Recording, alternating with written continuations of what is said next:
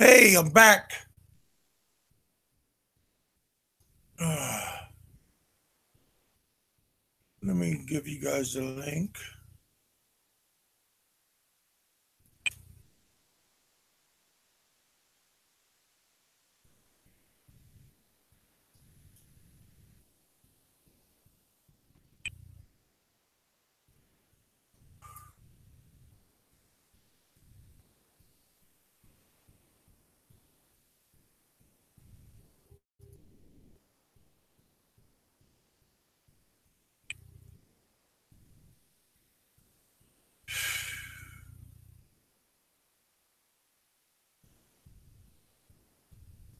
Yeah, hopefully this is going to be looking better. I hope. We'll see what happens right now. There. Hey, you guys, I already sent you guys your links. We'll try it again. Merry Christmas. Happy New Year. So, hey, Roger, I hope this looks better. Yeah, sometimes there's always going to be glitch. um, that's what you get when you wake up early. There's just always something going on. Who's sending me something? I'm in the room by myself. What the heck? Where are you? Huh? Alan, hell's bells. I might even think I put you in a different. Hey. So so sad, so wrong. Merry Christmas.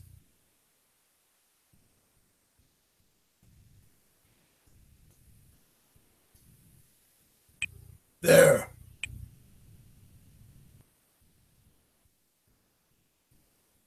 Okay, there. Now I had to redo everybody's rooms. So I think now this is the correct room right now.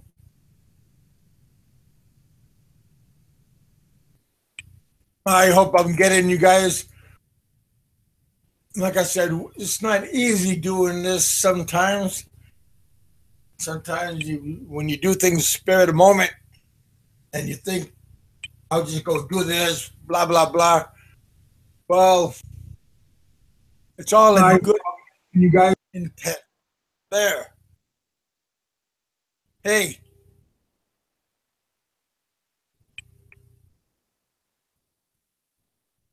there you go, Alan.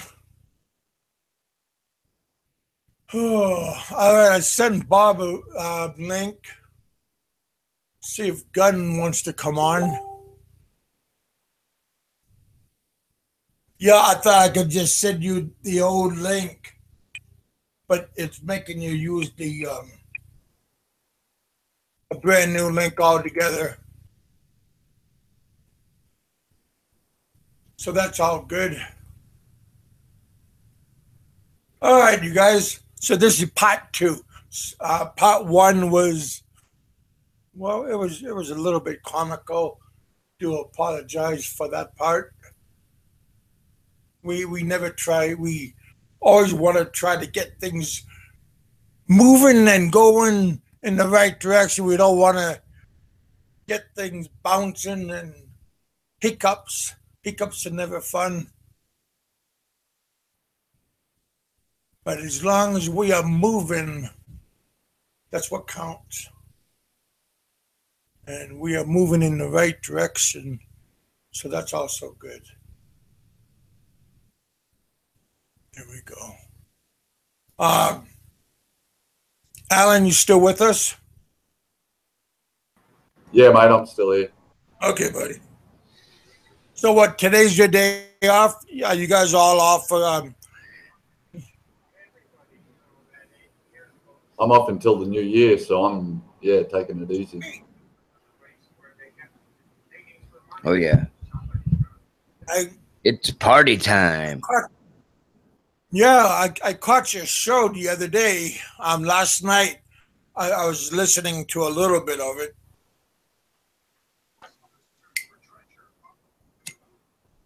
So that looked kind of fun. When you was talking to your girlfriend.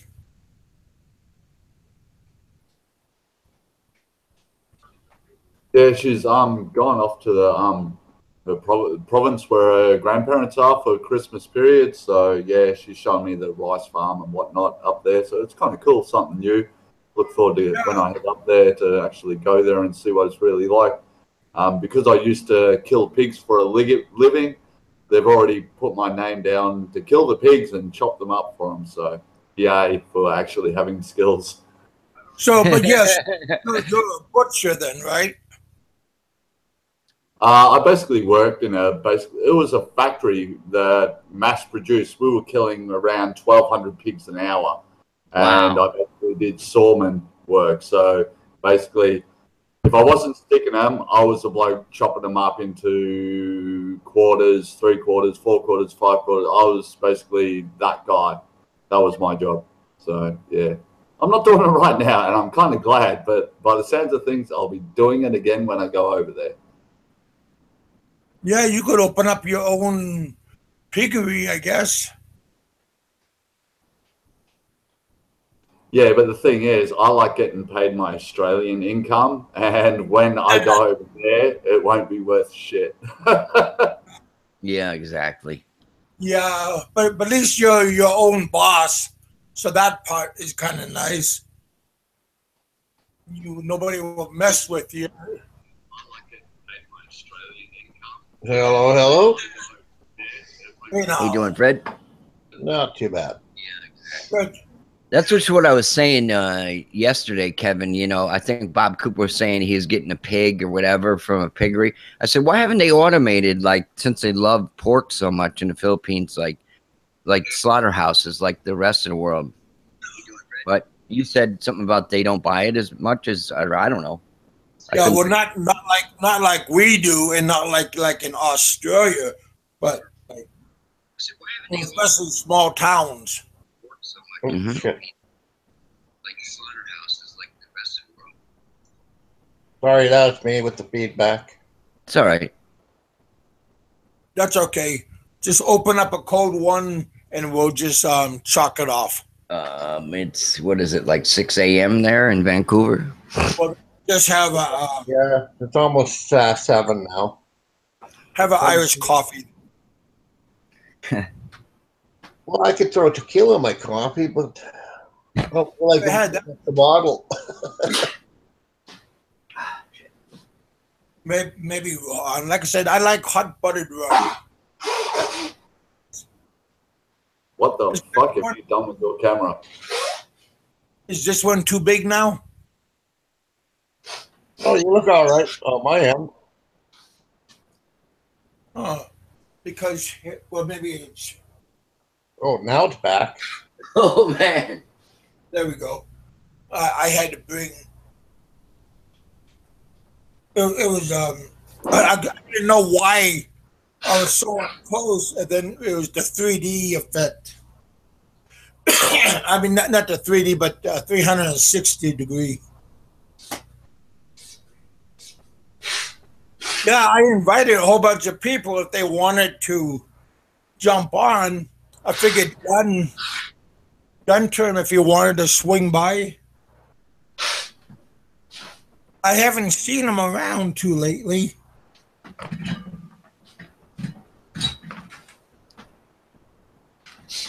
I hope he's been feeling good. Roger, the snow's kind of hanging in there, but it's pretty much gone. Hmm. But we're supposed to get some snow this weekend, so Oh, yeah, we don't got no snow. Rain.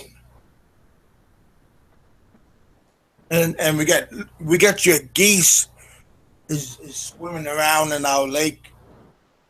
So that part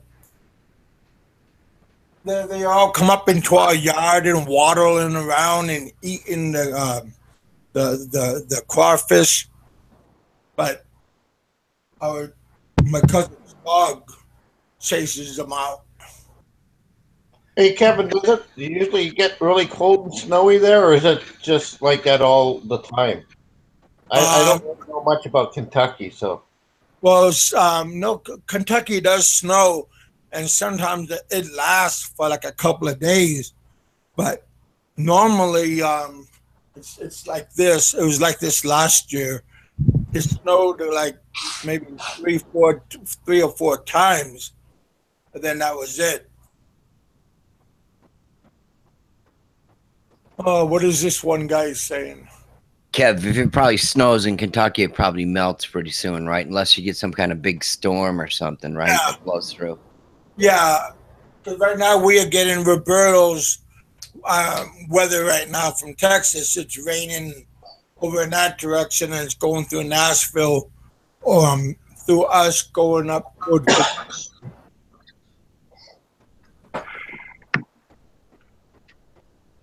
Yeah, I hope everybody's doing fine. And uh, hey, do you guys have sales after Christmas, or is it just going to be mayhem? Everybody bringing gifts back, trying those courtesy booths when you bring back your presents. That got to be hell. I mean, hell for the workers. Then it got to be hell for you as the customer. Extreme close up. There you I go. don't know. I think some of those salespeople are brain dead. I thought I was Hey, looking Bob. inside your ear there. Well, I'm a damn good looking guy, so be careful. Not 360, you're not. Is Rock Mis- and roll. You know, I don't know which one of you guys said that, but that was funny as hell. Yep, I remember that. Rock and roll. So we're not very good looking in 360, huh? Yeah. When you Yeah, hit cut the when you cake, hit eat past that. when you hit past 40, I think everything starts going to hell after that. Yeah, everything sags. Yeah. Yeah, you can look at Arnold and Stallone. Hey, you see Kirk Douglas, 100 years old. He's looking good. Well, yeah, well that's what $100,000 worth of plastic surgery does for. Michael's starting to look worse than his father. Yeah.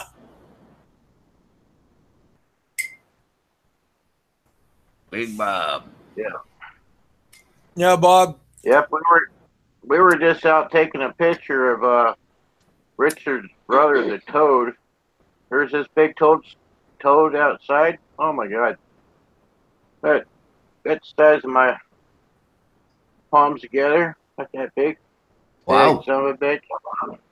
Oh my God, and he looked like old rotten log, you know, brown. Yeah. And Till you touch it and it jumps 6 feet in the air. Well, don't. no, I touched it and it ballooned up. It ballooned up like it was going to blow up or something. Hey, don't touch them because over by their head and stuff, they let off some kind of like a oil and it's poisonous. Oh dear. Yeah, I bet it is. Those I frogs. touched it with a bolo knife and it moved the hell out of the way. Yeah. Everything you can move when you have a bolo. Well, But those frogs are poisonous. That's why the dogs, nothing eats those frogs. Those frogs are poisonous. So don't go country and hillbilly on us. Hey, babe, let me show them that picture of it. Babe. Let me show you a picture of it. If you Well, I can know see what it on her phone. it looks like. Let's make some frogs. is it those cane toads there? Actually, looks like my brother's face. Kevin, are those cane toads out there? To somebody, Toad. Yeah. See them in Mexico too, those big ass toads. They're called cane You see that? toads. Yeah. We also have those flying toads. They could jump, and they're like sticky, and they'll stick on everything. They can leap, and it's like almost like they almost got wings. Hey, your boyfriend's picture on here or something? No. Give me that. Well, let me see. The missus is worried about seeing the phone. Person of that toad. Yeah, that was a pretty cool looking toad, though. It looked like a piece of bark, you know. And Bob, you thought you was the only toad. Yeah, well. Don't get mad.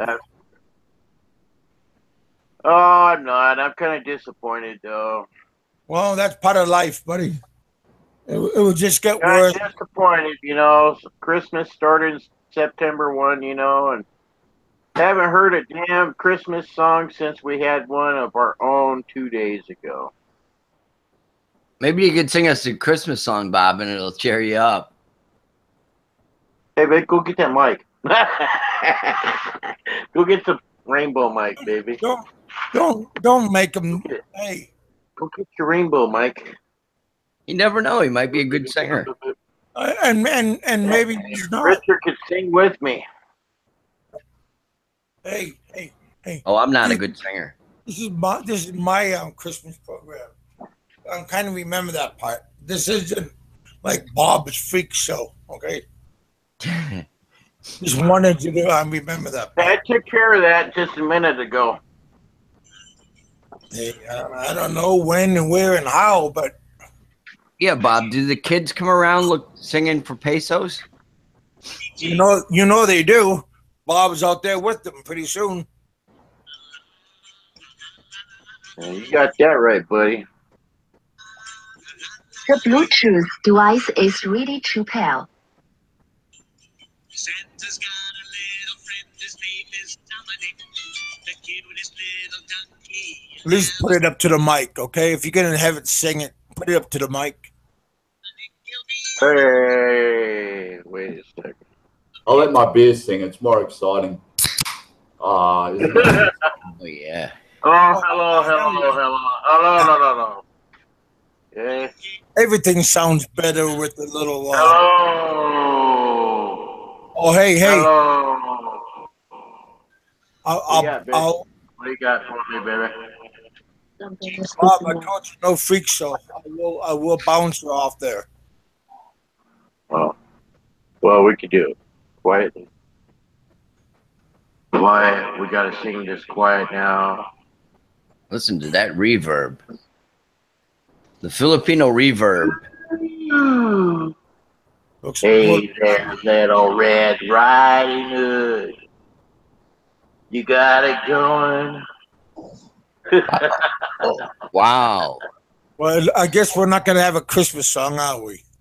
That's a pretty wild. Well, I'll be buying a ticket as well. Well, that thing's badass, that toad.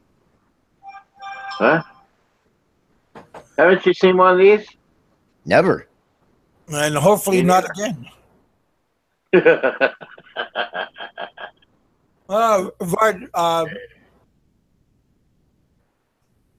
pretty cool, though. I used to love toads when I was a kid, playing with them. And hey, man, you got something for me to sing or what? Turtles, toads.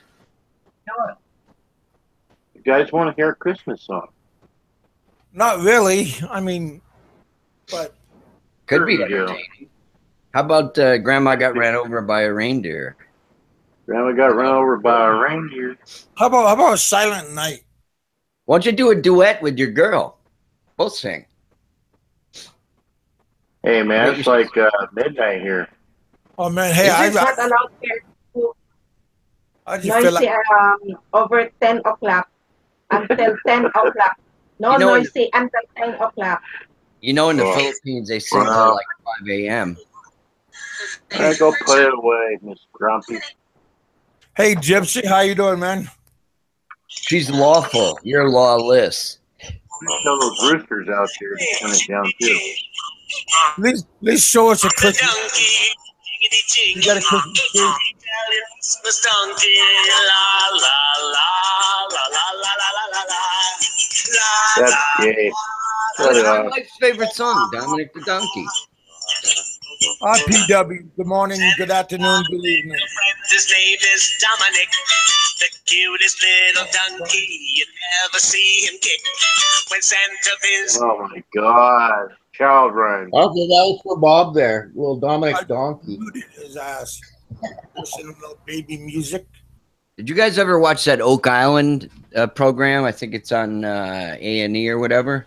You Yeah. guys digging for Did they, treasure? have to, did they Fuckers. find more than bones this Hey. time?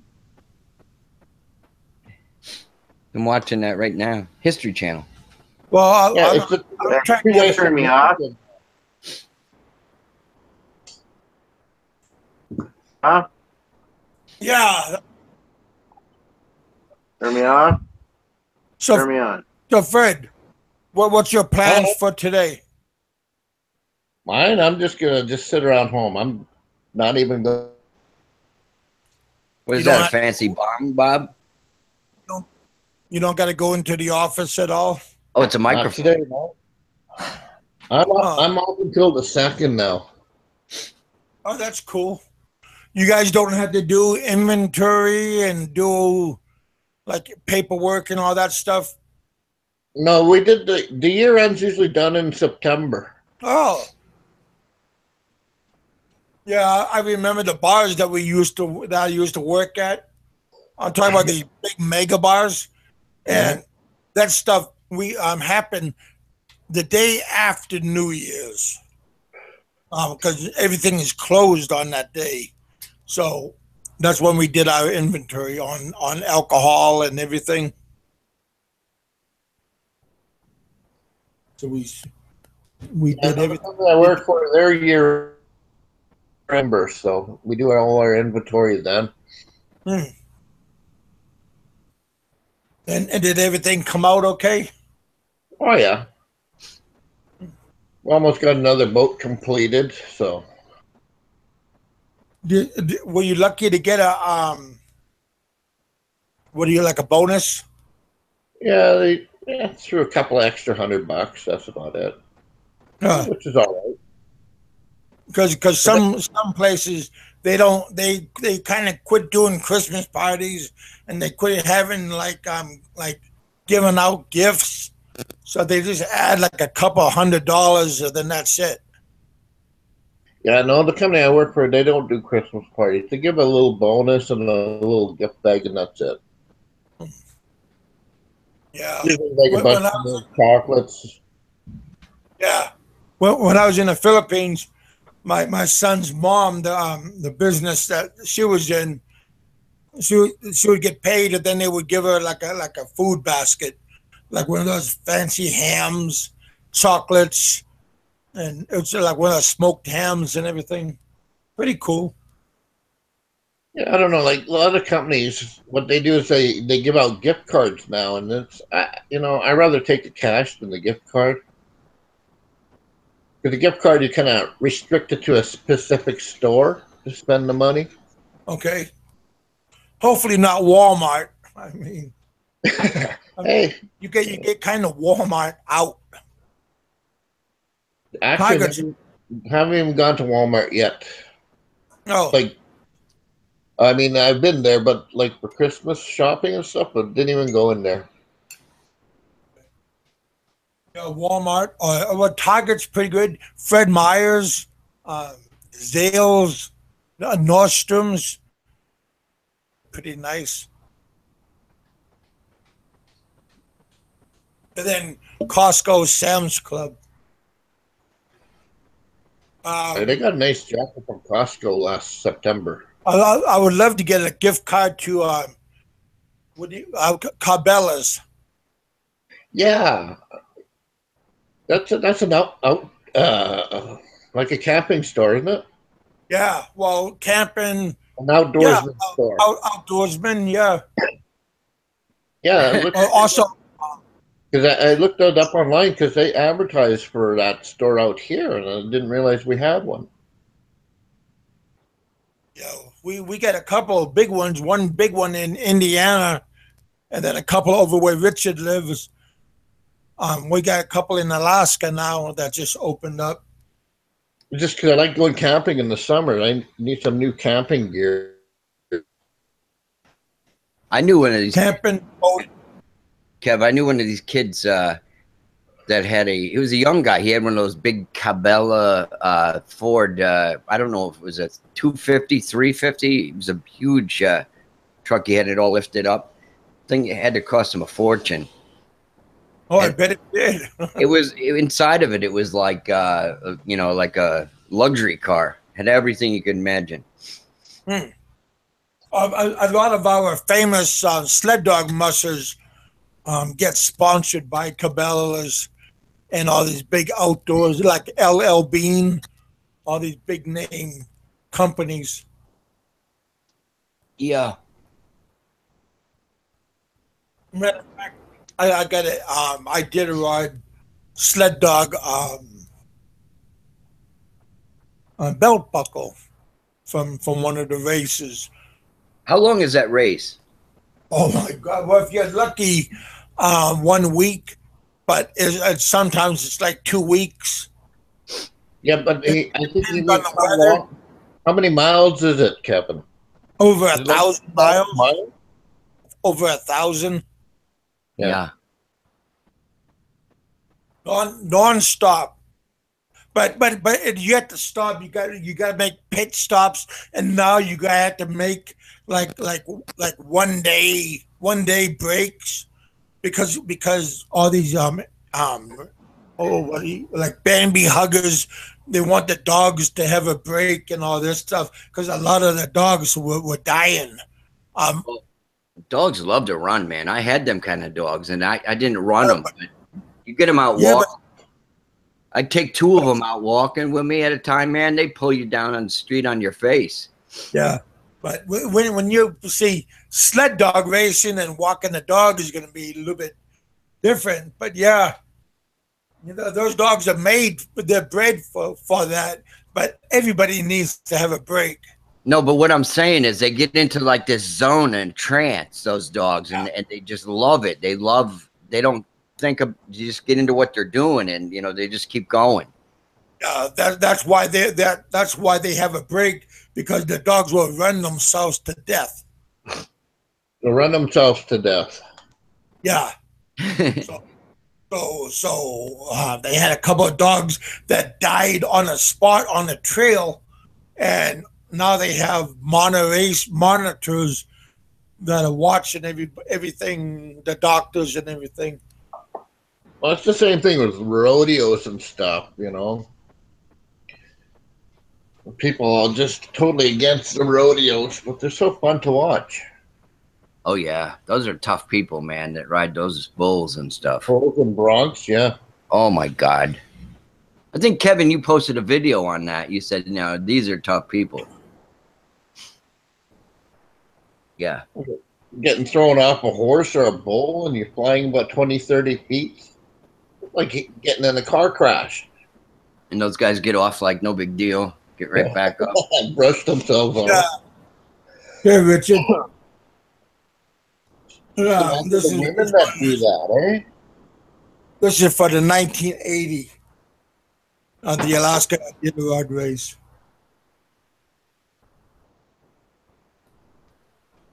Pretty cool. See, everything I say, I always have something to back it up. So everything's not. Somebody might say, "Oh, you're just talking bullshit." Well, everything's pretty good. How ironic he had it just laying there too. He had this all planned out. Yeah, I know. Yeah. Well, except the 360 degree part, I didn't plan. I tried to plan it out, but I didn't know how it was going to work out. Yeah, you can't do 360 unless you let everybody else know. The simple fact is, not all of us have a 360 setup. Well, yeah, I know, but no, you do on your computer. I mean, not on your computer, but on your Hangout part. but you need the camera to go with the 360 part. So the control part free. You just need the camera to control. So in other words, Al, if I have the 360-degree camera, then you can use that control, and then you can move around the room and everything and see what's happening, and without making me look like one of those freak shows. Wait till you get some sexy girls over there with some big boobs and short skirts on. Then we can like adjust the camera what we want to look at.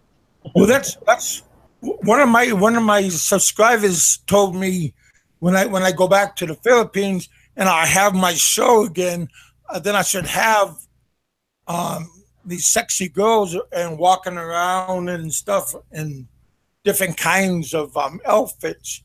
Oh yeah. Hey, and then you can have that 360-degree camera, and then you could pan around instead of looking at my big face and everything.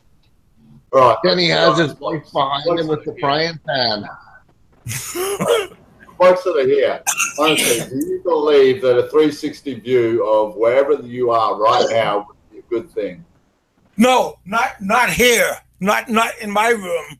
But if you had a nice tropical view, or like in your place where you have that opera, like in Sydney, then that would look kind of cool.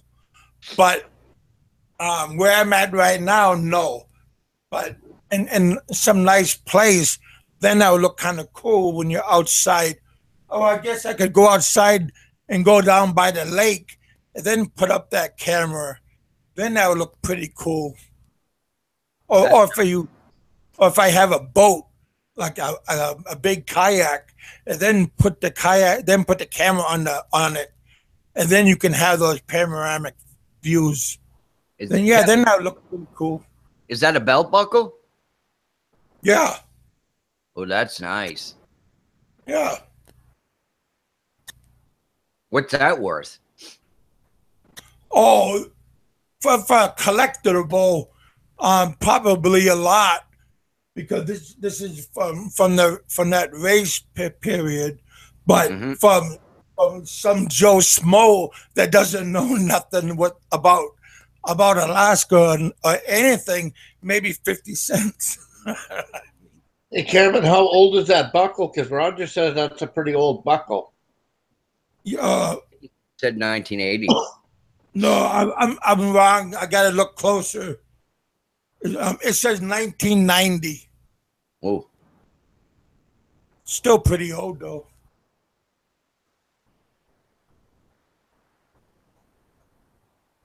It's like 27 years old, yeah. Yeah. Going on 28. That's when Libby that's when those women was winning the races. There was like 3 or 4 women that was winning during those times.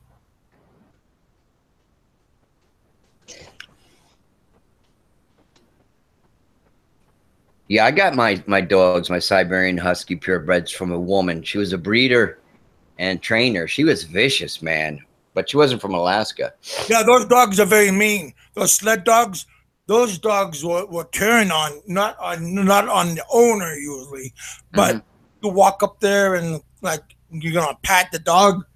Those dogs will tear you a new one. So they're very stealth, though. They don't bark much unless they're running.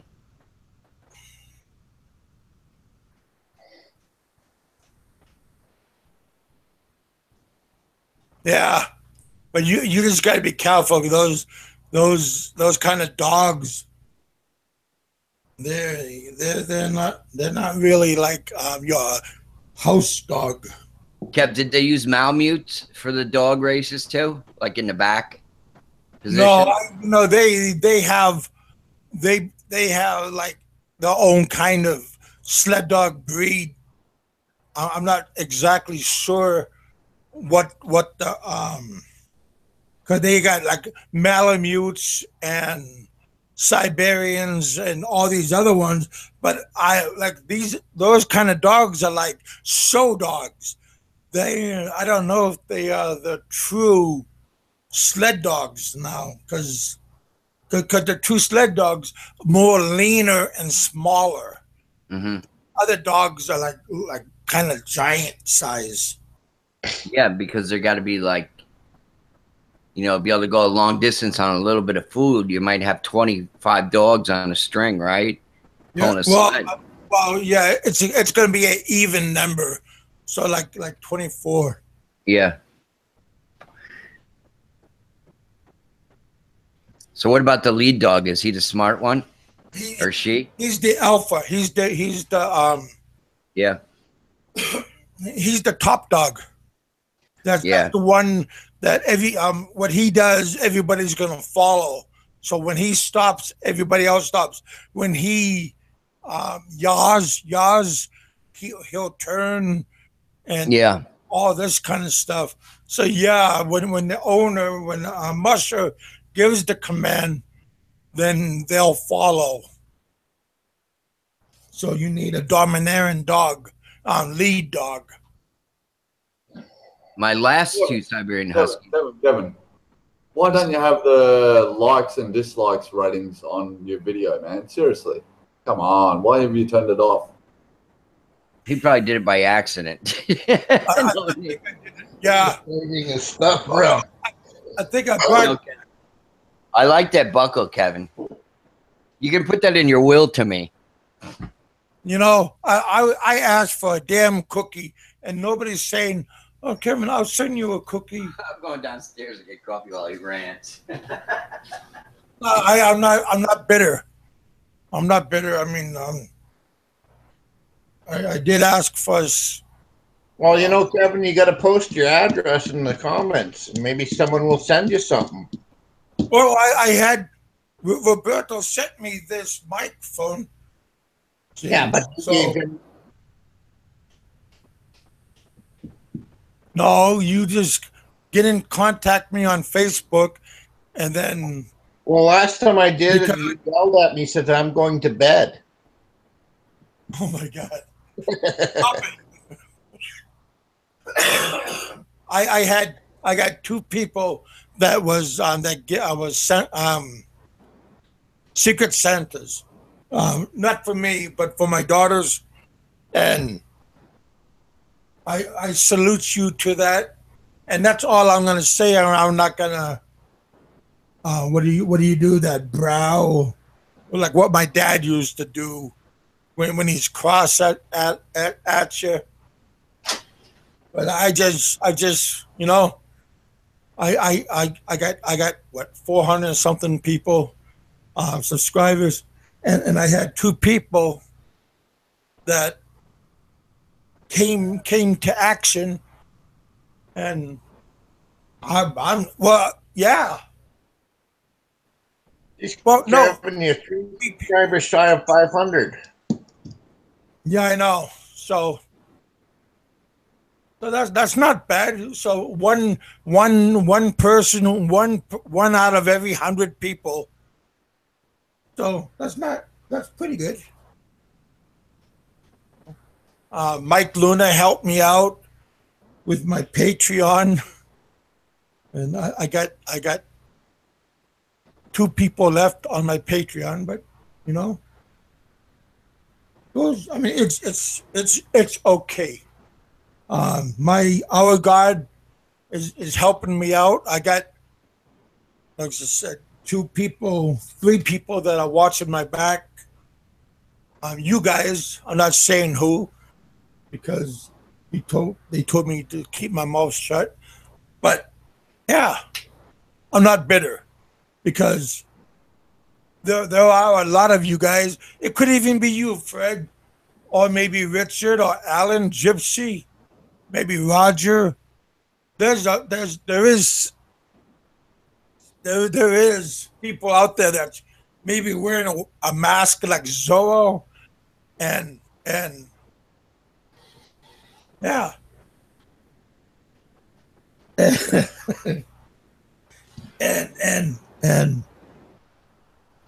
even the other day, he called me up. See, when you have Facebook, we could. Well, I talked to you guys like Fred, Richard, um, Miss Jeff Porter. I could call you guys up on the phone using Facebook, and I talked to one of my supporters, and I was so overwhelmed with with joy that he even drew a tear to my eye.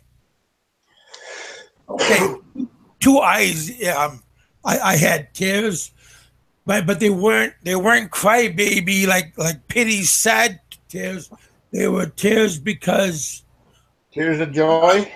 I was he caught me off us caught me off guard, and yeah. So you know, and they said that there is people that are literally on your side, and they see potential in people, not just me, but in people, and you know, sometimes we have a crappy, sad day, but don't crush yourself off.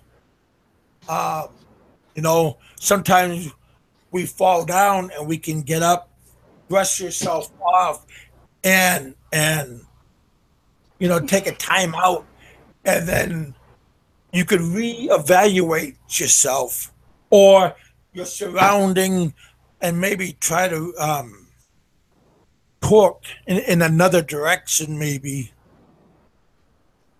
But my friend is he is trying to help me out a little bit, and not a lot, not a little bit, but you know, and this, I got a couple of other people. So these, like I said, I don't drink and I don't smoke, and I don't have I have my own family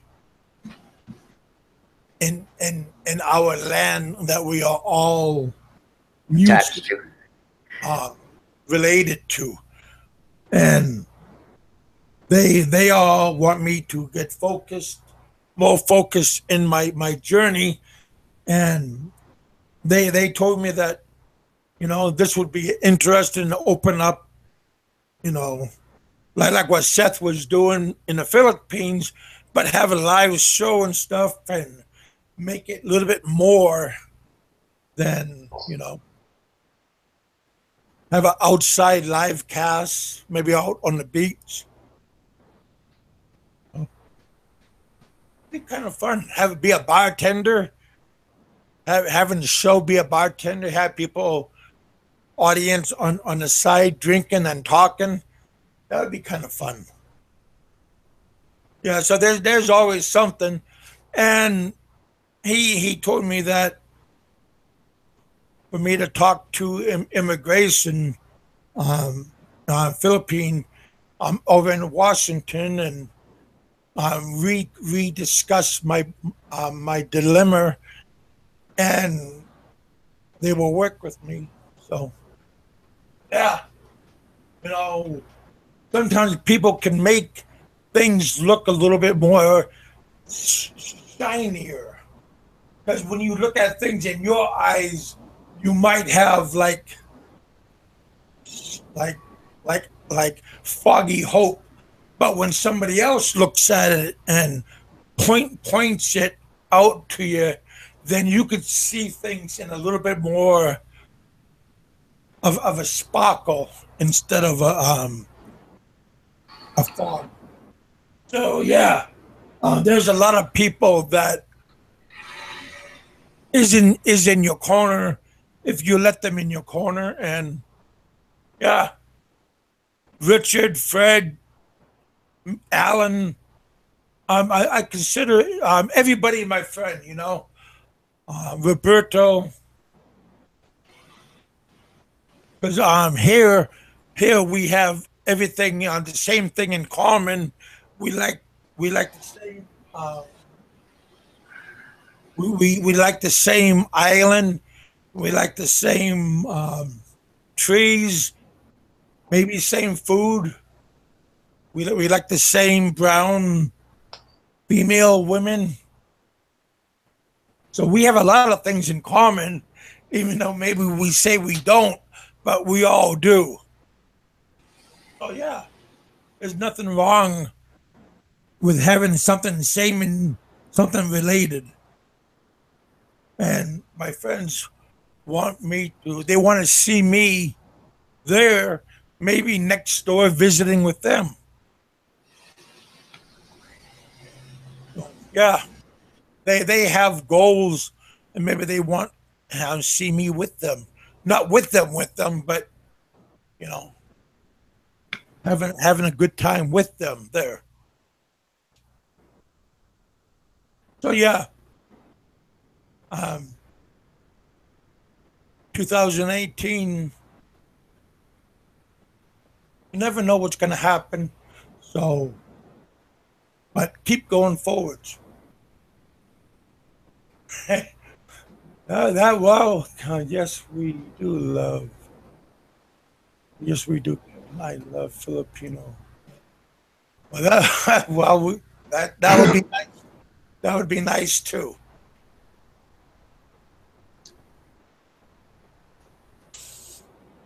Yeah.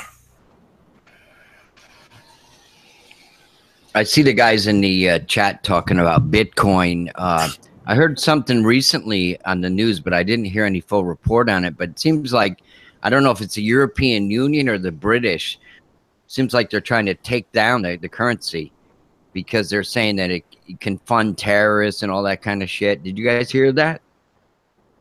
Yes, I did, and that's basically why I've decided to sell up. I mine Bitcoin. I use a software called NiceHash, which uses your graphics card or processor to mine cryptocurrencies and pays you in Bitcoin. They recently got basically hacked the day before payday, and I lost about $2,000 USD on that.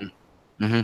Everybody that was basically lost their money. There wasn't a single person that wasn't affected, and altogether they stole about $64 million worth of Bitcoin when it was worth about $9,000 per coin.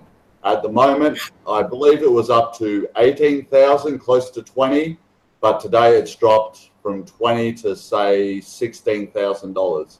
So basically, the government's paying attention to it. People are hacking it, stealing it, and people are now getting the fuck out. Simple as that.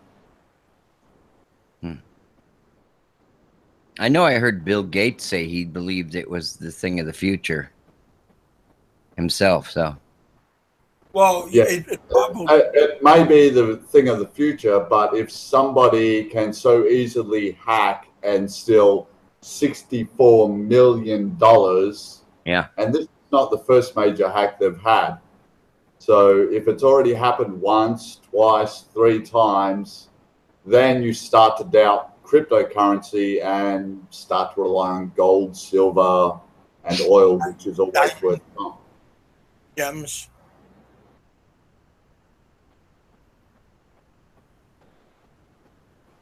yeah. I was interested in it. I heard people talking about it, but I've asked a number of investors and stuff, and I don't know. You know, people are very, nervous. Those kind of guys that advise you.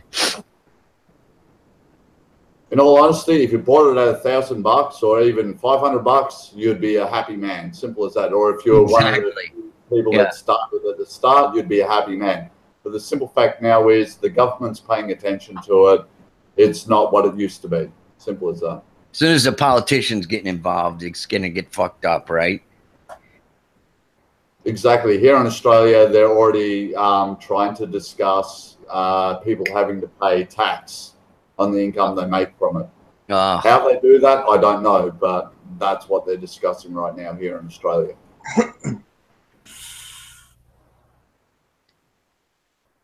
They'd probably love to tax the internet in every way possible they can. They're probably gonna have meters on things and charge you by the hour in years to come. Yeah, that is true. It is all a possibility, but hey, it's up to the people to say no, fuck that, like America did with net neutrality. It's just something that people have to stand against. But as far as cryptocurrency goes, if the government wants to fuck you over, they'll work way to do it.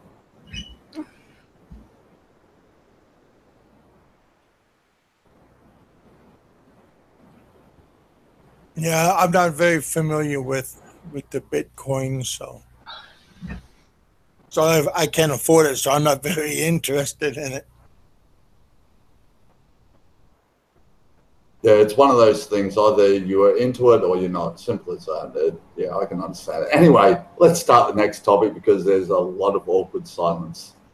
Yeah. Richard. So what happened to Mr. Cooper? He disappeared after his ill-fated attempt at Christmas caroling?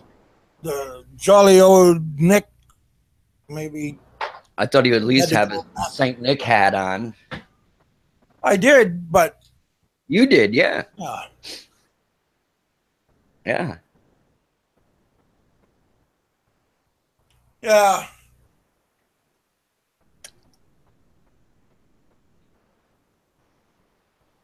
Yeah, everybody's upstairs right now. They're all cleaning up the damn messes that they cause they cook. My aunts and my cousins and my cousins' wives, they're all up there silly stuff. Haven't had a decent meal in a couple of days. I guess that doesn't look good when I'm shaking my wrist. When I'm looking at the monitor, that doesn't look good. When I'm shaking my I'm shaking my inhaler, but when I'm looking at the screen, it doesn't look good.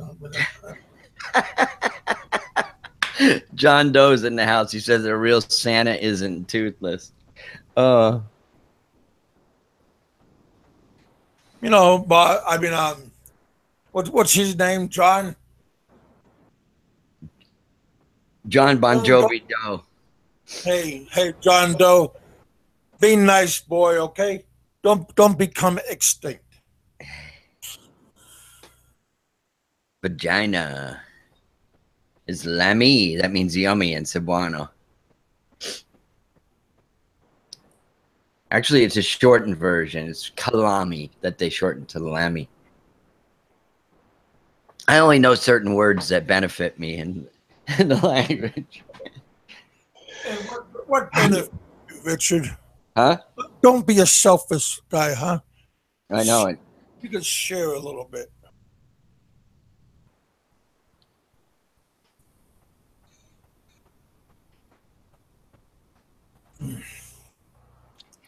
Yeah, I learned how to say horny in Visayan. Bigat un. My wife hears that. She'll fly up here. Hey, I can't hear Alan. I see Alan's lips moving, but I can't hear him talking. No, I'm just having a chuckle, mate. Just having a chuckle. I'm seeing earlier. I had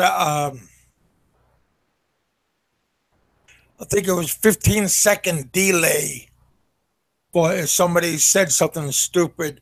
I could monitor and edit whatever they were going to beep. I could beep out, but I fixed it. So,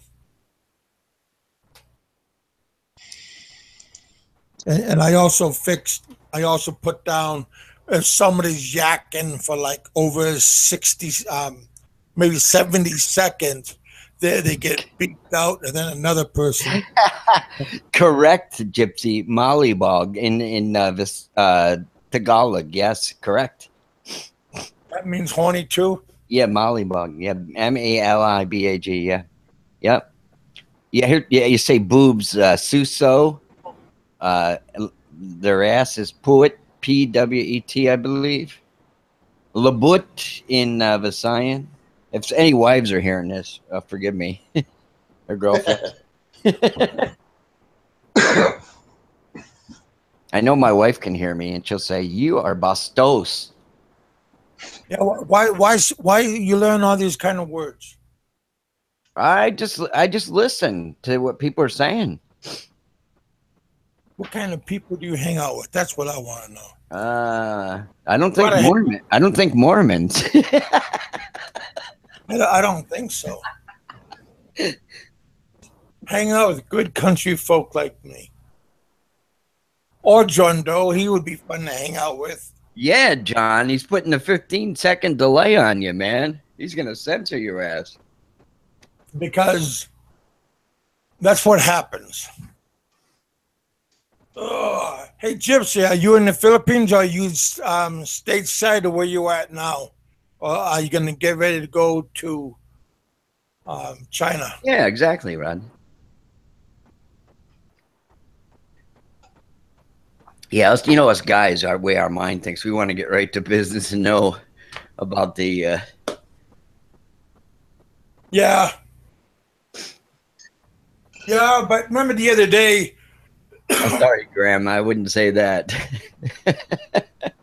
The other day, what Robert said, that did make quite a bit of sense. Some of the words that if you use, you got to be careful about not offending Women, yeah. certain people or family members, because you don't know how they're going to react, and they might take offense or think you're being prejudiced and stuff. And then Robert really can speak good Tagalog. Yeah, he's amazing with it. Yeah, I think it's good if you're going to live there to learn it too. Well, plus his wife, he got kids. So usually you'll try to catch what the kids learn, and you gradually learn what the same thing that the kids learn. Pookie, yeah, Graham. Yep. Absolutely. That's where the action is, man. Action. We can't say that word around Kevin now. Yeah. Get him all excited. Yeah. Well, if there's boobs. Suso. I like boobs. Not no cow boobs. I want the fresh, nice boobs. I don't want no grandma, granny looking. Mm-hmm. Oh yeah. Don't go around, because I'm only doing it with you guys. Hopefully this doesn't go viral and I get my head chopped off in the Philippines when I go there. I'll say, "Oh, you're the one. Hey, funny man. Think you're funny." Yeah. Kevin's little wise ass partner, Abbott and Costello. Hey.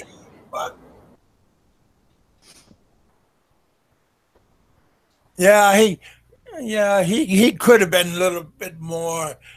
I look at myself more like Bluto, because Bluto, he was a scrapper. Then he always fight Popeye and win until Popeye opened up a can of spinach and kicked his ass. And he was always after olive oil. That ugly broad, man. Wow, she was ugly. Well, I never seen no other women. She was the only hole in town. on the wherever. Oh heck! So yeah.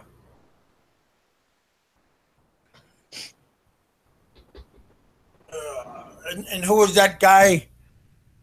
Oh yeah, but what did Wimpy? Yeah, Wimpy. If I have a hamburger right now, I'll pay you on Thursday.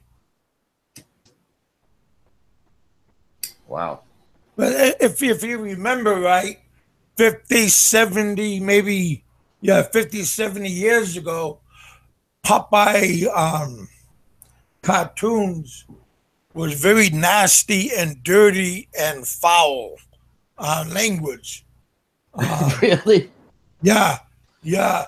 If you could get a hold of the clips back then, it wasn't for little kids. It was for movie theater clips, like a trailer, and that's what those were for. And they weren't for little kids to watch. It was very vulgar. But then time cleaned up Popeye. But no, Popeye was a true sailor, and he was a very nasty man.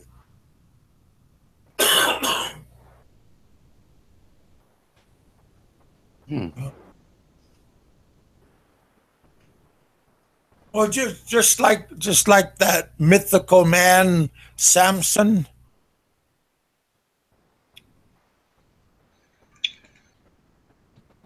Do. That mythical Greek mythology.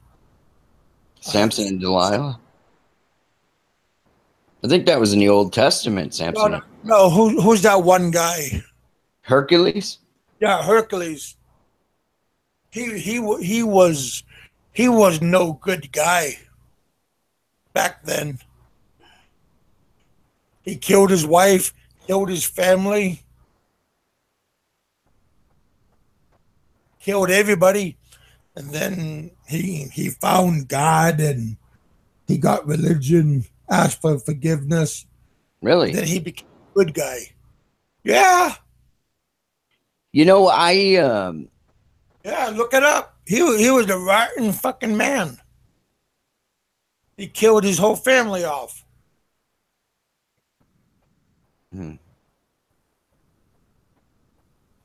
But this is that Greek mythology, though. I mean, okay. the true mythology, not the Hercules that the Rock played. Yeah, I think Donna said she's into that stuff. She studies it or something. Some people are into that. I don't know that much about it. I remember when I was a kid in school, we studied it, but I don't remember it. Yeah. Well, like I said, the modified version is what you learn in school. The true mythology part, the real Greek mythology part is going to be different. I also like Viking mythology.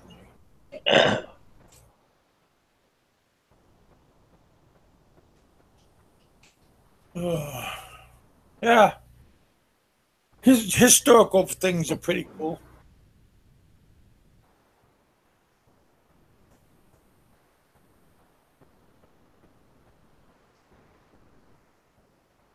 Since I don't live there yet, John, you can't consider me a misfit yet.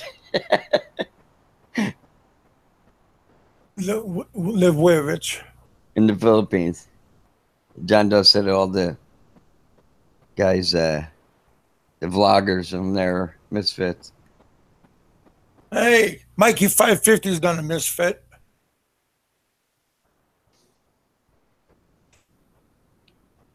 You know, don't be a hater. You know, you guys don't knock it to you unless you're there. I laughed my ass off a few years ago. I was driving down one of the interstates and I seen this bumper sticker. It said, I heart haters. I love haters. People are crazy, aren't they, today? Yeah.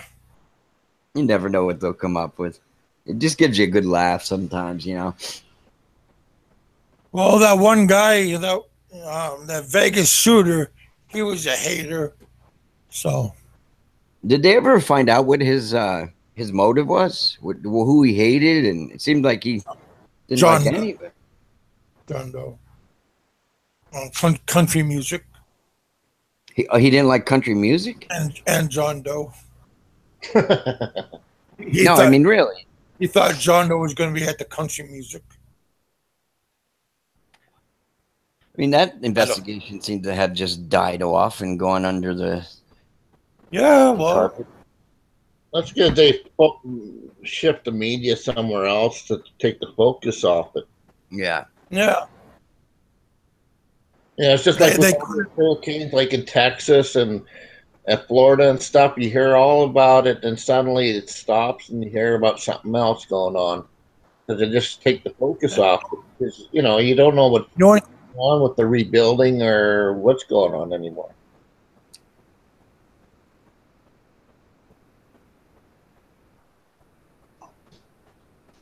He's not alone. Yeah, hell. Happy times. Kampai time. I never seen Kampai time when I was in Japan. I was also just at the airport, so I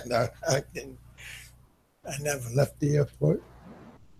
I have to admit, I do like it when Americans talk about gun violence in America because they have a lot of mass shootings, and I live in Australia, and 1996 was our last mass shooting, and I love it when they try to explain why they can't change their laws and why everyone is entitled to a gun.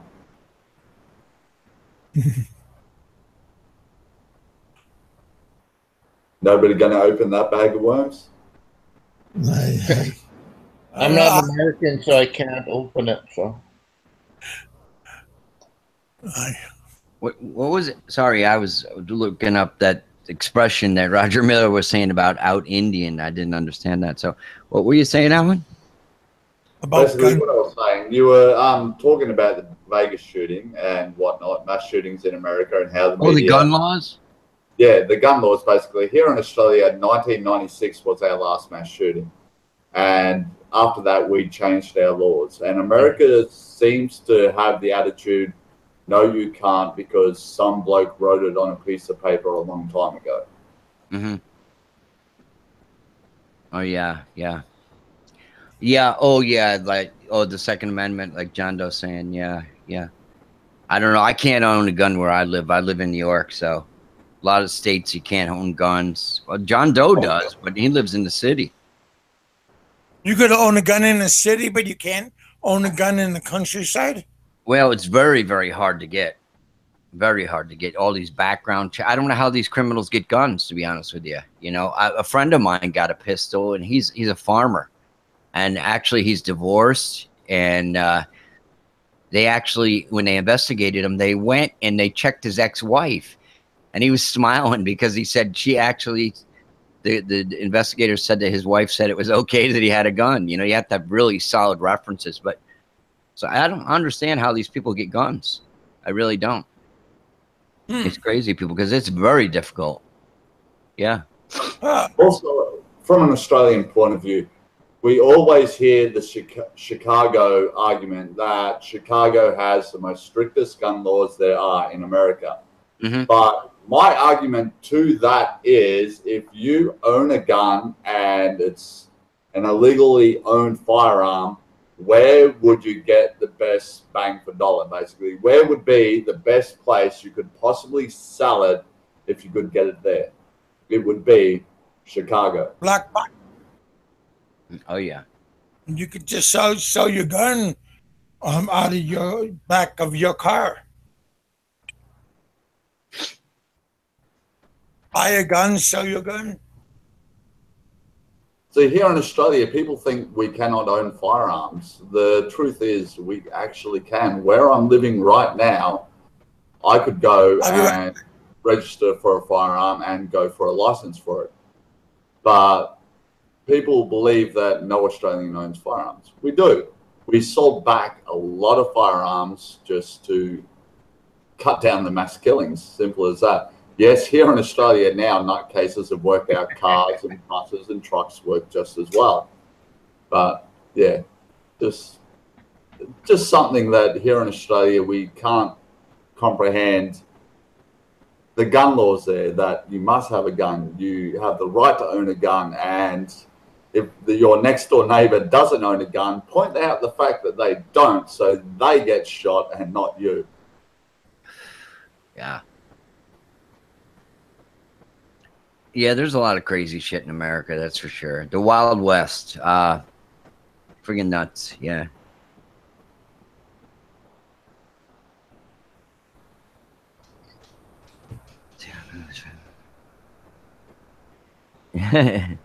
Oh, Rodney Jones says, do that, Kevin, when the serial number is found. You can be liable if you lose too many guns. They end up in Chicago. You're going to jail.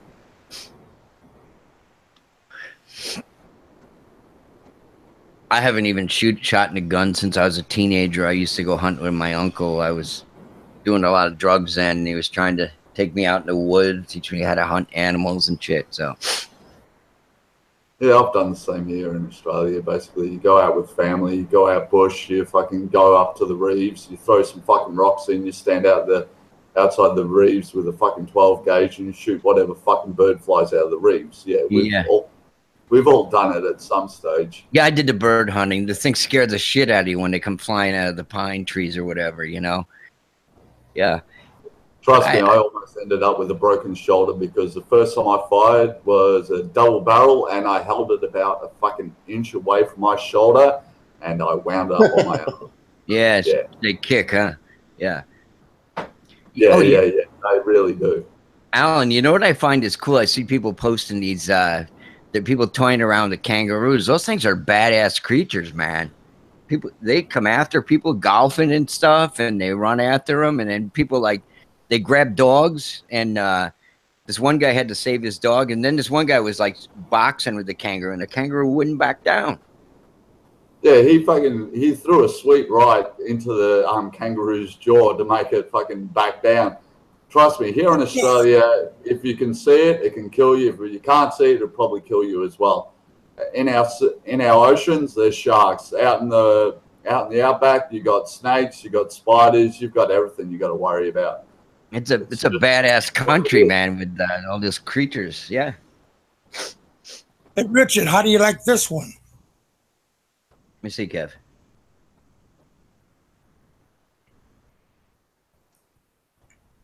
I can't see it. It's a 9mm.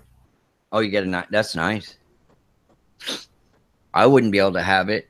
I mean, I'd have to go through about a year's worth of investigation here. When we were in Utah, my aunt went to the sporting goods store, and she filled out a paperwork. And 1 hour later, they did a background check, and 1 hour later, she went home with this. They did an FBI background check, and then that's all. So 1 hour later, after going, I want that gun, they turned around and said, yep, you can have that gun. You get. Wow. You got a double mag. My wife is hilarious. You know, she's a Filipino. She goes, I don't want to own a gun. I want to own a stealth bomber. I said, well, honey, you ain't getting a stealth bomber. They cost billions of dollars. She goes, it's my right. I said, no, you don't have no right to own a stealth bomber.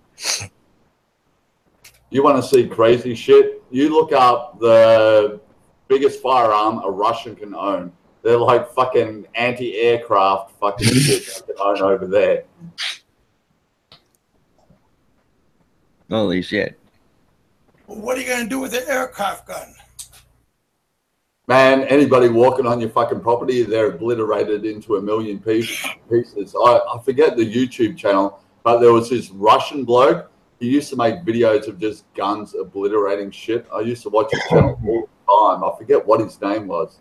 But yeah, he did a video on basically, this is the biggest gun you can own. It's like a 100mm fucking anti-aircraft fucking. Holy shit. Thing. It's like twice the size of a 50 caliber. That is one big bullet, man. He was hand holding the thing like Rambo or something. No. It was basically some mounted thing that he had. He sat in and just fired shit, and you just watched it obliterate. If I do find the video, I'll post it in the comments of the video after. But yeah, the shit they get away with in Russia compared to America, yeah, it's different.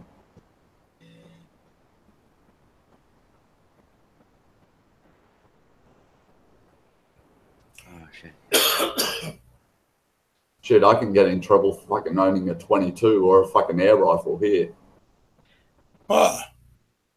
Hey, Alan, are the gun laws different in New Zealand? Because Mikey Luna, oh, that's cool. Yeah. Mikey Luna, I think, had, maybe it was a gun he found in it. It was his father-in-law's or something. But I think he had like a 22 or something there. Well, I think it was a 22 or 38. A 38? Found it under his bed.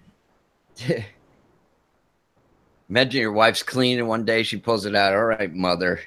Yeah. Give me some money for shopping. How come you come home late? You have that woman's perfume on. What is that? Lipstick on your collar. Yeah. You don't want to do that again. Full auto 60 cal? Holy my God.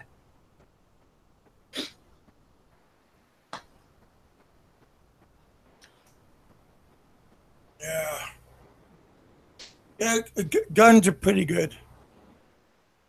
Hey, trust me, I do enjoy fucking going out shooting. I love it when my mates go, hey, you want to go out shooting? Yes, I do enjoy it, but yeah, the difference is the amount of loopholes you have to jump through here, I believe, is different over there.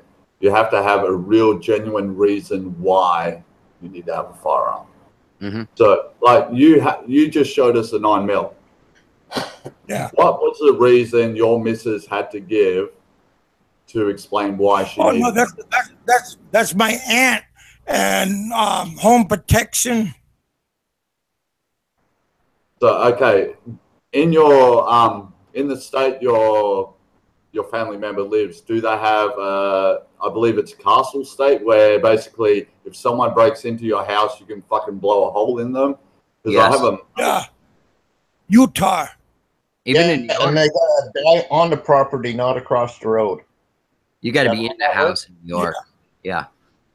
Inside your property. Hey, hold on, I'll be back in a second. I remember my mate over in the US basically told me, I think it's Castle State or some fucking law there, that basically if someone breaks into your house and you put their brains against the wall, you have no liability. Basically, you kill them, so be it. They weren't meant to be in your house. Is that something there in the States, or am I wrong?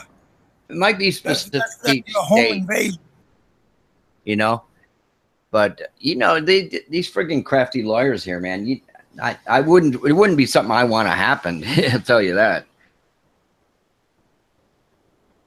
I got my daughter, my wife, and my daughter's best friend pepper spray to carry with them on keychains, you know?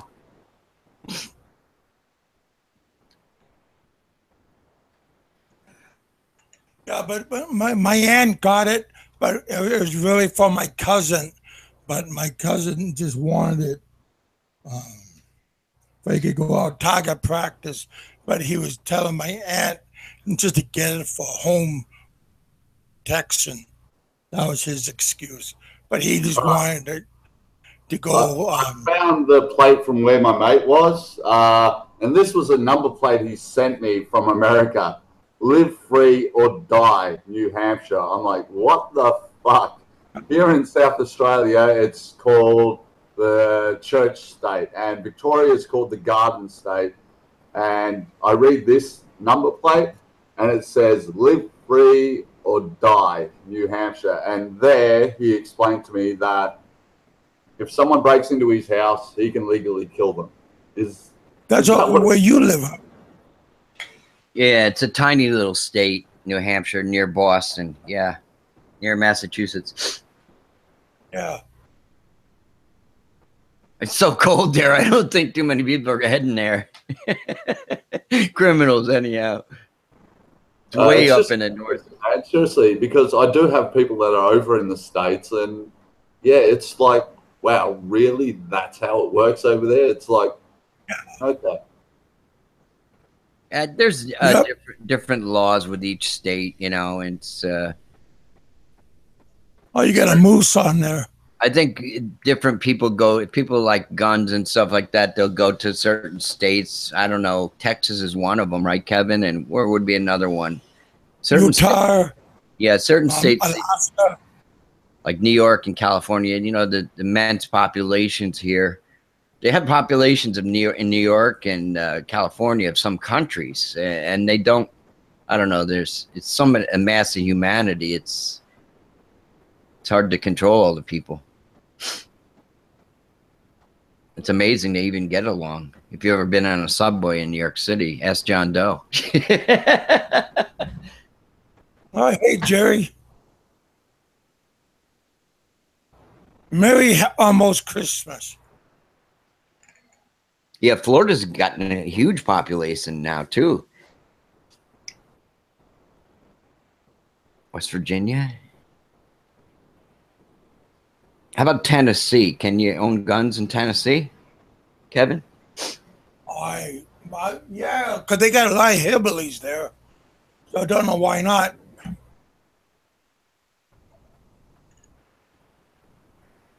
Yeah, they like guns there.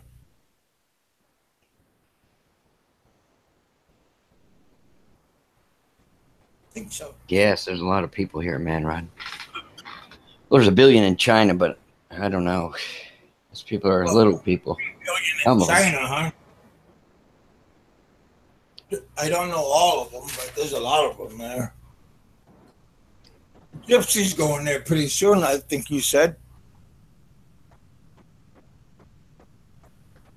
That's because probably half of them are women, and he wants to do half of them. He's a youngster. Did he get a divorce already? I'm not sure. Oh my God! Look who's here, ladies and gentlemen. Merry Christmas and a Happy New Year, Aloe. How you doing, Jerry?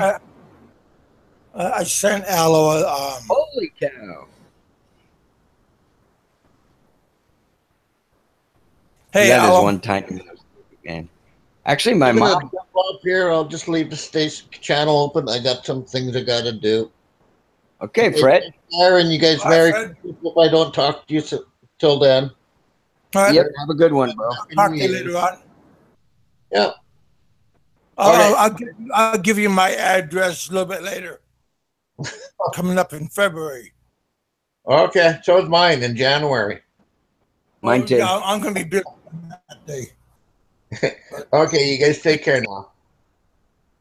All right, brother. Hey, Aloe, we got a spot open. Hey, Jerry, we got a spot open if you guys want to come on in and wish all of us good, safe,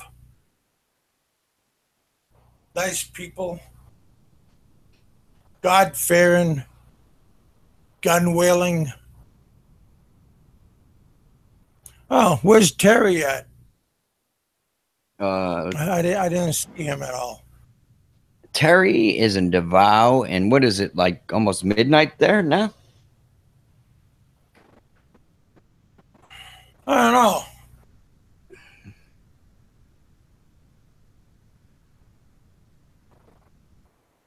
know.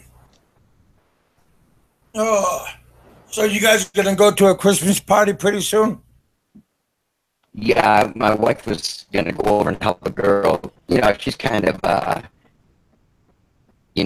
spoiled brat Filipino girl, doesn't cook much. My wife was gonna go help her try to make something, but she said she wasn't feeling well this morning. We're going around 1 o'clock. We're heading up to the Adirondacks. I haven't seen much of Jay. Oh yeah, he just settled into a new condominium. I don't know where it is, but I think it's in the zone. Looks pretty nice. So what are you doing, Aloe? I'm in Facebook right now. Hey, Jerry. Merry Christmas to you and your wife.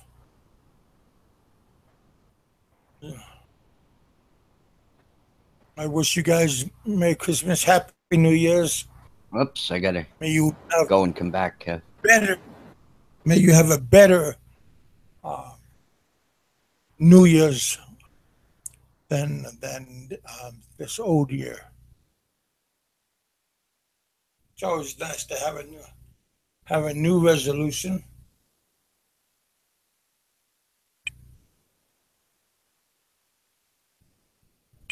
Yeah. There you are, Al. Oh heck. How's your winter there over in Switzerland? Is it getting nice and cold, nice and snowy?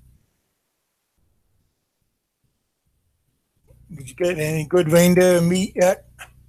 That was a joke. I guess Santa get pissed if you eat too many of their reindeers. But you guys have farmed reindeer, so maybe he doesn't mind. Hey Barry, Santai's 7. Wonder what are you up to?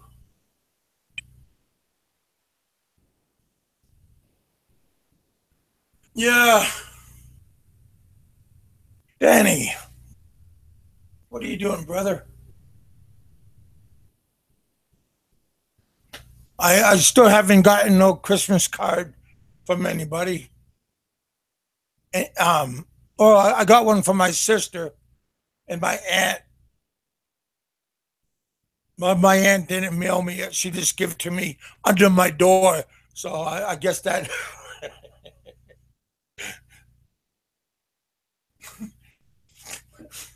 I guess on Sunday I gotta go get here. I'll be right back. I gotta show you my stocking.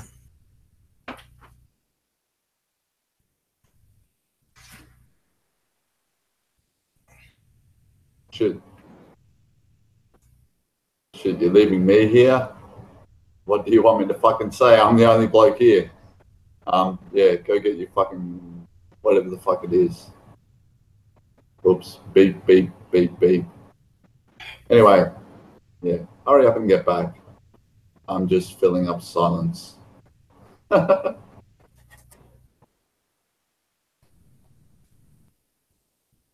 had these stockings when I was little. There we are. Here's one of my stockings. I'll hang it. I'll hang my stocking on my outside my door. I just hope I'm not. Hopefully, I don't have to stuff it. There they are.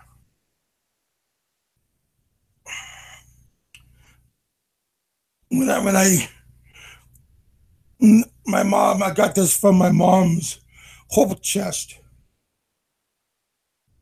My sister gave it to me. And when I go back to the Philippines, I'll just give these to my daughters. Yeah. Keepsakes.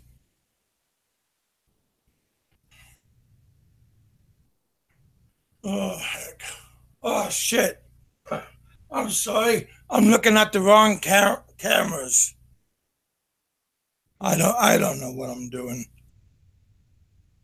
Evidently, everybody knows that already. Do you hear me loud and clear?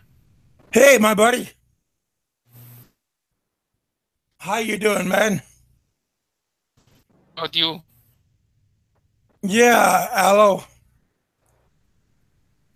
Merry But you Christmas. hear me loud and clear, right? Merry Christmas to everybody who listens to this, to your audience. Be careful, Richard.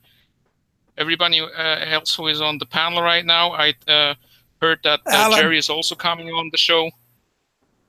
And Alan, yeah, the guy from Australia, right? Yeah. Yes, I am the guy from Australia. It's kind of clear with the accent. Yep. Where in Australia are you based? I live in South Australia. South Australia, okay. You just came from Australia not that long ago. Yeah, exactly, yeah. So where are you at now? Are you in Switzerland or did you go back to the Philippines? Switzerland. So what are you doing? What's going on with you and your side of the world? You mean it's 23rd of December, right? I mean that's the time to it's the last minute opportunity to get all your gifts and get all your food and you know all that kind of stuff. Yeah, today. Well, pretty much everywhere the same, right? Yeah. Yeah. Your gifts already? I don't. No, but my daughters, my daughters, they got taken care of earlier, so yeah, they're all happy. So okay. So I'm happy. They're happy. I'm happy. Do you know already what you will get on Christmas, Big Kev?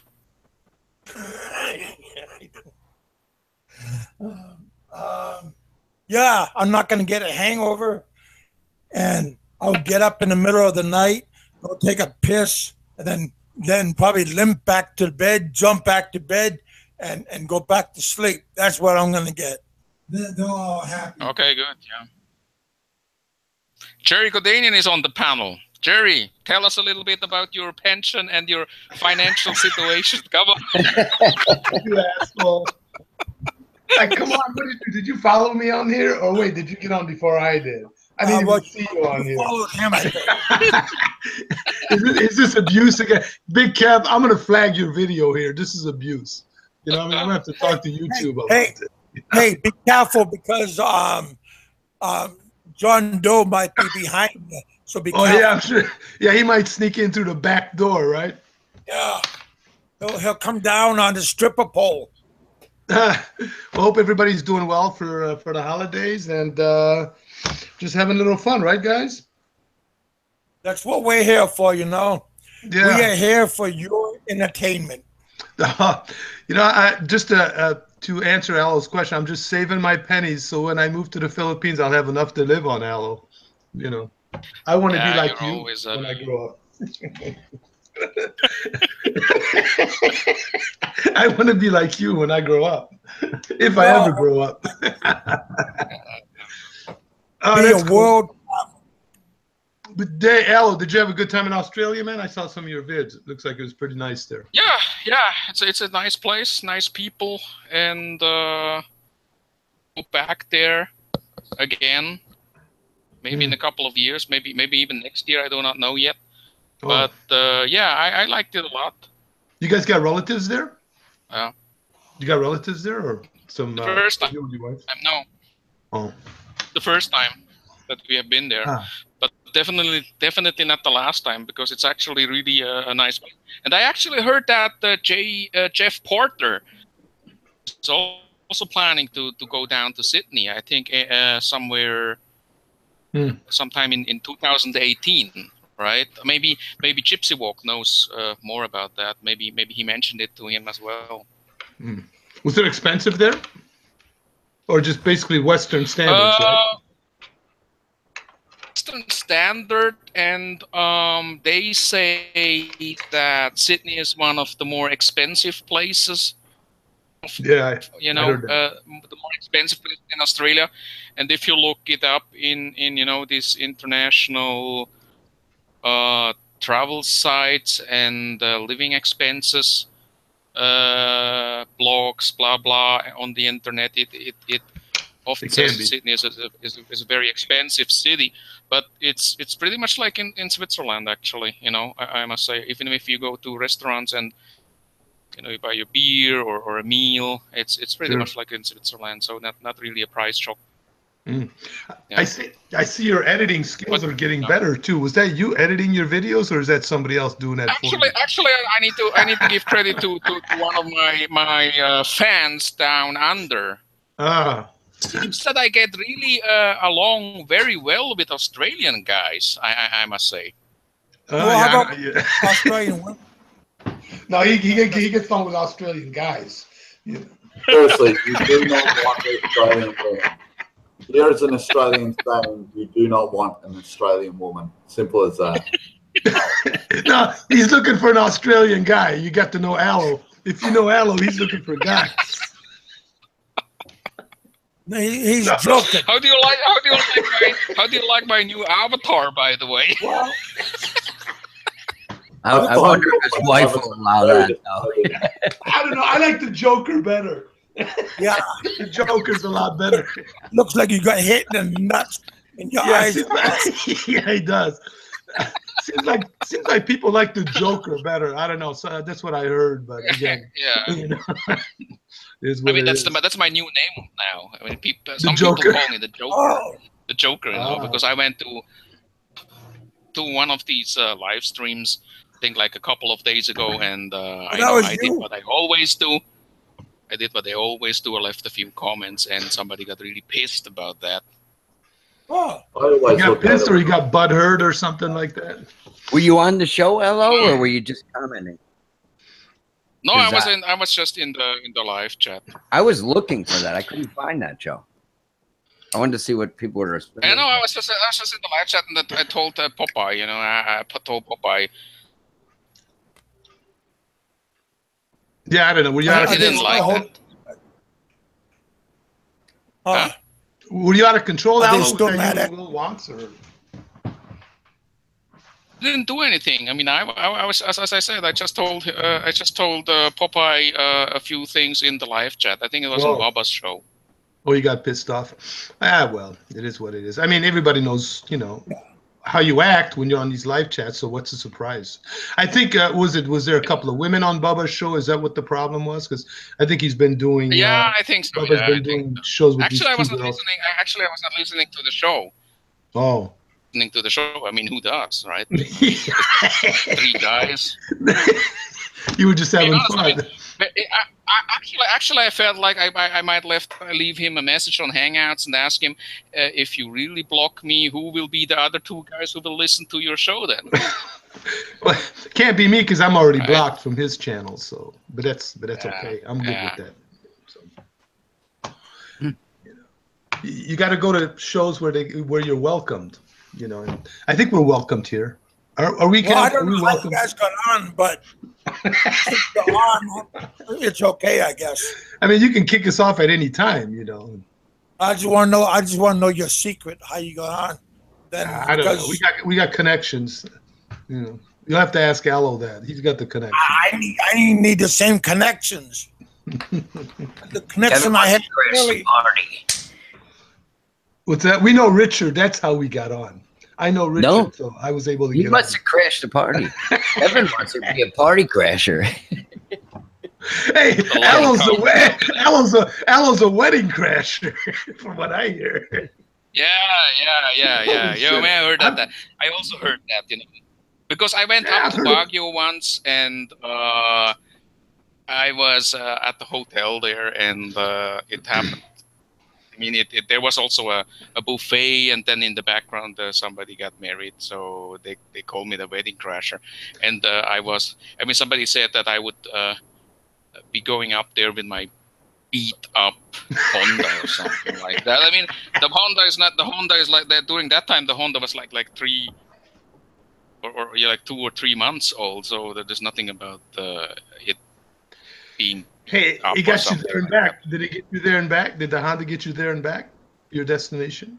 That's all that counts, really. Basically. Hey, Aloe. I actually don't really know why people make up something like that.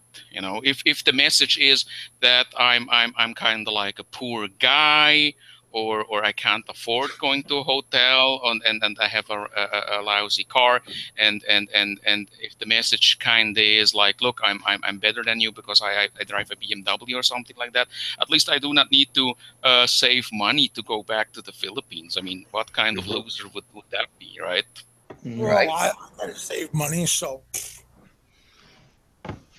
Hey, anyway, hey, Aloe, I seen a friend of yours today, and he wishes you Merry Christmas Happy New Year. And yeah. I saw that too. I saw it just like 5 minutes ago because Jerry told me about it, and I think you are talking about Peter. Yeah, Peter's walking down looking for Aloe and looking for Seth, calling out everybody's names, and nobody recognized him. I thought this guy was going to get jumped or something. I knew he was going to get Peter sniper shot. Actually, I left Peter a message and told him, the reason why nobody recognized you is because you were wearing that Honda cap. I seen that too. Maybe they didn't. Probably had clean clothes on. Recognize him. Yeah. Yeah, it's kind of funny walking down the middle of daylight. Yeah, in Angeles City down the main drag, and nobody recognized the guy. Although I don't know how early it was. You think was it in the morning he did it, or was it in the morning? Right when the sun came up, everybody still kind of got a hangover, and that's when the guys go home. That's when the guys go home, or are already at home. Yeah. Everybody. But the thing is, can't see nothing. For serious note, nobody would go up to him anyway, and they say one thing on a live stream and say one thing, write one thing on the comments, but when you actually really stand before him, 0.9% of the people would just whisper and say, "Isn't that this Vanderwerk guy that they talk about?" And then they would just drink their beer and then walk away, because he got balls to do that. He was going to open up a can of whip ass, so I just wanted to see who was going to step up, and nobody. I mean, he was a brave guy right then. Nobody was there to confront them.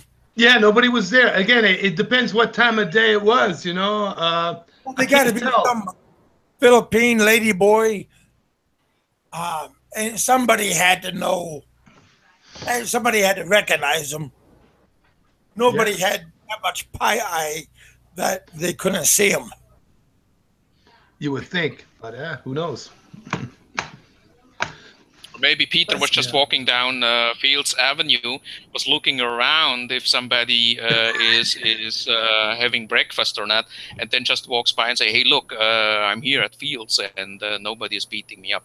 But the thing is, I have seen pictures of him where he was like walking, like from a different angle, like a little bit like 10 meters away from the camera. Actually, he's a really big, tall guy. He is a big guy. Yeah, he's a big guy, man. I mean, I would say the guy's probably, it's got to be 6'1", 6'2". He's got to be wearing about 250, 260. Well, I think it's like 6'3". I was told he's around 6'3". 6'3". I think officially, I heard that he mentioned it once, 6'3". I mean, a guy like you would probably never go up to him and beat him up, right, Jerry?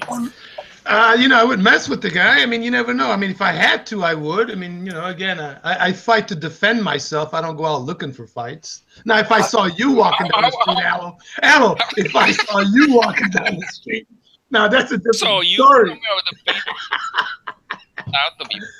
I've changed my ways, Aloe. People call me blog, all this stuff. Hey, I will fight you. You'll snap the jab, Kevin. Well, you might sit on me, Kevin, but you'll snap that jab and knock his head right the fuck off. Hey, I'll tag you, grab you, bear hug you, sit on you. Where's my bolo? Where's that bolo I put over here? Where's that damn thing? Hey, I'll bring this with me. If you have a weapon, I got a weapon. Hey, now, is that the Manila Hobo, or is that somebody totally different? That's right here. Hey, that's not him, right? Nah. Well, we can invite him on the show right now if you want, Aloe. He's here. That's not him, though. I think it's not him because he doesn't call himself like that. He doesn't deprecate himself like that. But exactly. But if he would, I would give you credit for that because that would be really good, Well, how are you doing, Richard? I'm doing great, man. I'm getting ready to go to a Christmas party. My wife is downstairs baking, and we got Peter, one to go today and one to go to tomorrow. Both kind of long drives. I won't probably be able to drink too much, unfortunately. I'll drop you a link right now. Is that him? Yep. I don't think it's him. I'll go to Facebook and I'll throw him a link. I don't think it's him. I see what you just started, Aloe. Now this is going to get out, and we're all going to be in trouble now. It's the season to be given. Well, let's talk about your last. Let us talk about a little bit about your last video, and you guys must have seen that Jerry Codanian's rent versus buying video. Have you guys seen it? Sorry, Jerry, I didn't catch the latest one. I'm busy, man. You make good videos, though. Again, it's an opinion. Yeah. It's an opinion. Yeah, I'm not trying to throw you under the bus. You would no. I know. We'd know if I would try that. I think it was a very lousy video. Well, thanks a lot, Aloe. Really appreciate it. You're not really throwing me under the bus or anything like that. Yeah, that's not. The bus isn't here yet, Aloe. Run the fuck over you. The bus isn't fucking here yet, Aloe. You throw me out in the street, tied me up, and then now here comes the bus. You know, so. No, again, it's from a point of view. You made some really good points. Honestly, you made really some good points. The best point that I really agree to is the fact that real estate in the Philippines has a very high maintenance cost. Well, the weather beats the shit out of it. You know, the weather really beats the shit out of it there. Yeah. It's the rain, it's the floods, it's the termites, it's the storms. Yeah, I mean, even down, like down here in Florida, I'm sure they got higher maintenance costs there on the buildings there, I mean, the structures are made differently, due to the weather and all that, but they got to take a beating, man. I mean, I was watching this guy, one video, I think the guy retired in Samar or something like that. He had to redo the whole top half of the whole second floor. He had to redo. I think it was because of termites or something. I mean, they had to tear everything out because I think when they was constructed, the wood wasn't properly cured or something like that. Can't remember. This was a while back, about maybe 6 or 8 months ago. I kind of saw some of that video. So it's got to take a beating. I mean, I'm not sure what the maintenance costs would be, but I'm sure it's not that cheap, if you factor in all the other costs. Talking about the termites, I have seen like 2 or 3 days ago, I have seen Bebots. The guy with the French fries and blah blah blah. Yeah.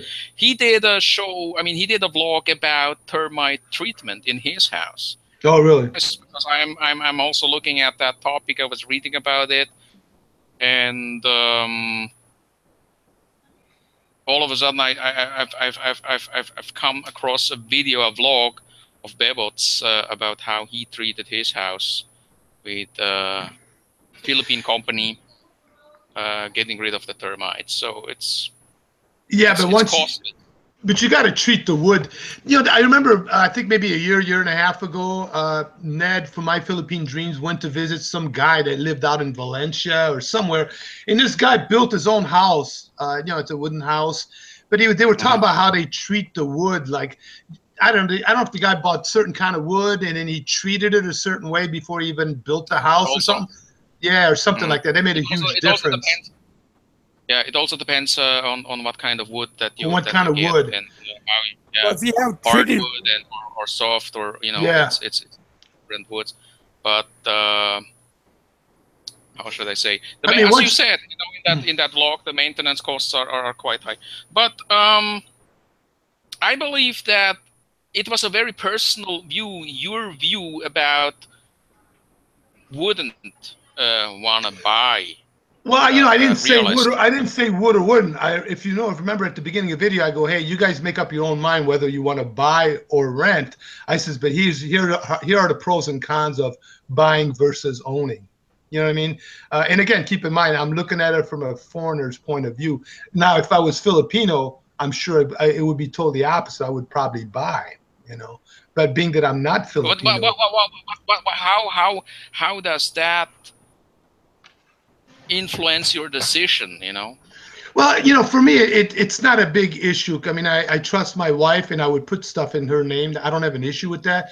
But I think majority of expats that come out, I don't know if I want to use. I don't really have a percentile number or anything like that. But a lot of guys may not trust putting everything in their wife's name. I mean, they may not. Or girlfriend. Or girlfriend. I did it. Yeah, and again, because the risk of losing everything. Yeah, the risk is too high. Yeah. If the relationship breaks, you basically say it's also goodbye to the house. That's actually what you're trying to say, right? Well, yeah, and even again, remember, your wife owns the land and you own the house. But even if you own the house and you lease the land, it doesn't matter. You lose everything because the family is going to push you out. She just brings her own family in there. You're out of there, dude. Are you reading, Jerry? Are you reading the comments from John Doe? I'm sure John Doe's got a doozy. Yeah, I'm useless. Useless point of view, of course. It's a totally useless point of view from Jerry. It's Jerry is talking about Ned. That's Jerry's idol. Yeah, sure. Up here. Again, I discount Johnny D. I mean, he's a tourist just like me. John Doe is a tourist just like me when he goes to the Philippines. Same thing. But John Doe's. Come on, John Doe, get on the Come on, panel John Doe, here. get on Just the one day panel. before Christmas, I think it would be nice as a reunion. What do you think? Big Kev, can you send him the link? Would you do that? I can do anything. Send him a link. Bring him on. Why not? Let's have fun. John Doe, throw me your Facebook. Say hi to me, and I'll debate if I let you on. Hurry up when I'm in a good mood.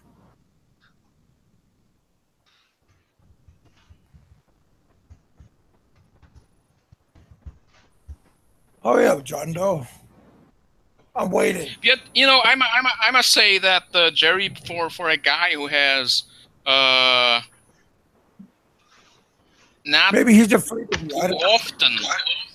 Who has not been to the Philippines too often, you know really a lot of stuff about the Philippines, So it shows kind of like that you have read a lot about it and that you have spoken to a lot of people, and that's the reason why you came to this all these conclusions. Well, he's not a dumbass. I see there is substance. I mean, I see substance there, because there are people who have been in the Philippines, and they seem to have absolutely no deeper understanding of a lot of issues, and that's not the case. Well, boys and girls, here he comes. Maybe he'll show his face. Who knows? Who, John Doe? Yeah. He's not going to show his face. Well, you never know. He might be, he might look like the Grinch. I mean, you know what? Just like any country you go to, I mean, you got to do your homework. And again, this is not the first foreign country I've been to. Like, come on, guys. You got to give me a little bit more benefit of the doubt here. This is not my first foreign country. I'll be right back. Jerry, big difference between regarding the Philippines. Thanks for coming, John. Merry Christmas. I've been there more than 3 months. Here we go. 3 visits on Rojas Boulevard and Dumaguete. Merry Christmas. Merry Christmas. Merry Christmas to you. Yeah, don't compare me with you. John, Merry Christmas. Yeah, Merry Christmas. Don't compare me with you. When somebody says Merry Christmas, you're smarter than me, Jerry. You're smarter than me. I didn't read Brain Dead Ned's book yet, Jerry. I'm glad you came on, John. How you feel today? I'm a dummy. How you feel today? Everything's good? Great. I'm great. Oh, cool. I'm glad. Good. Thank you for. I don't know anything, Jerry. Alan, you got any questions for John D? No, you're the expert. Actually, no. I mean, Jerry's the expert. I mean, I think John wants to ask. I mean, John wants to ask you about a few things, I guess. How are you, John? Great, Alo. How you doing? Good, yeah. We are all here for one reason, and that's to bash the shit out of Jerry Cudanian. That's not difficult. That's not a difficult thing to do. This is a trap. As soon as Jerry opens his mouth, he's bashing himself. Thanks a lot, John. I really appreciate it. He's so damn clueless. Where's Roberto when you need him? Where's Roberto? Jerry, make up some stuff for us now. Let's call Roberto up. Was Roberto on the show? I mean, Jerry told me a couple of days ago Roberto was on the show. Yeah, he was on the show. Yeah, he was on the show. I'm here now, you fuck ass. Is he here? I didn't see it. That's him. Wait, I don't see his thumbnail. Where the fuck's his thumbnail? Is he hiding? That's what I was appreciating. And then all of a sudden, your wishes come true during Christmas, you know? Great, great. How are you, Roberto? I'm fine. Now the real alliance is here. This is the real alliance here. It's the all-star lineup.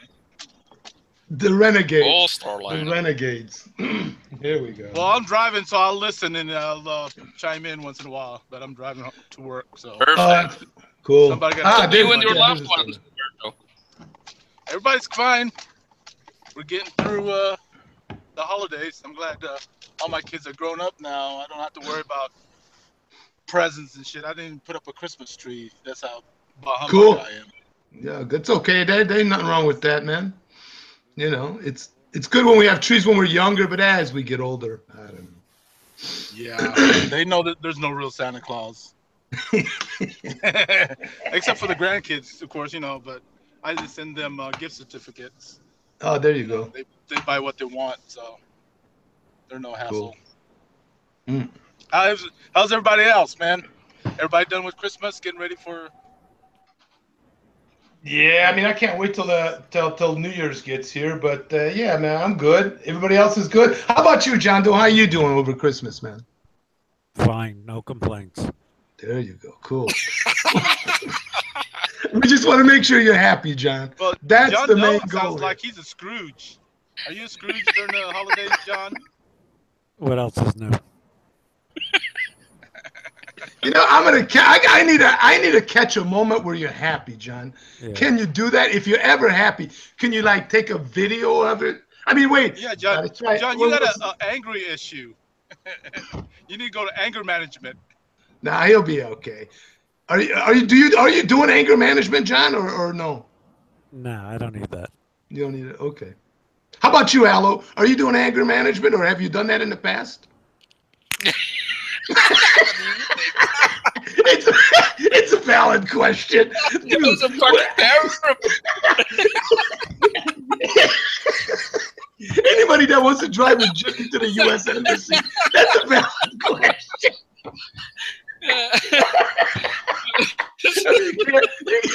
You can't fault me for asking you the question at all. Right? I'm in fucking jail for that. Was that part of your probation? Are you smoking something, man? I'm fucking crying. I'm laughing so hard. My wife's looking at me. Graham Cochran also, huh? by the way. Graham Cochran, by the way, is in the live chat. I want to say hi to him as well. You know, he's a really nice guy. When I went to Sydney, he often would give me advice, and you know, he is a Sydney sider. I think that's how they call the people who grew up there, and now lives in Perth. So hi, Graham, and Merry Christmas to you and your family. Okay. Cool. Wow. There's a lot of people in there. 21 people. Well, I do have a popular show. You know that, don't you? Well, generally you're in the 30s, 35, Kev. So I think people. Well, yeah, but that's at nighttime. This is daytime. Oh, okay, that makes sense. Yeah. No. So this is kind of different. You know, 20 people listening, 20 plus people listening is actually a good average. Yeah, that's still pretty good. Yeah.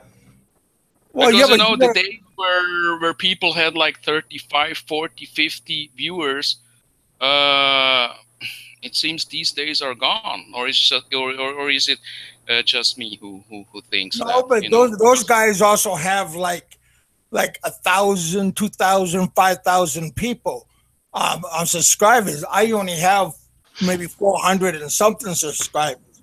Well, so my ratio is not too bad right now. Yeah, that's actually good, Kev. But you know what's funny is I saw Travis Kraft a while back, a couple of weeks ago, did a live video, and I generally don't listen to it. But I went to see how many people were watching, and I looked, and the video was going on for about 45 minutes, and he didn't even have 20 people watching. Yeah, and he's got like 250,000 people.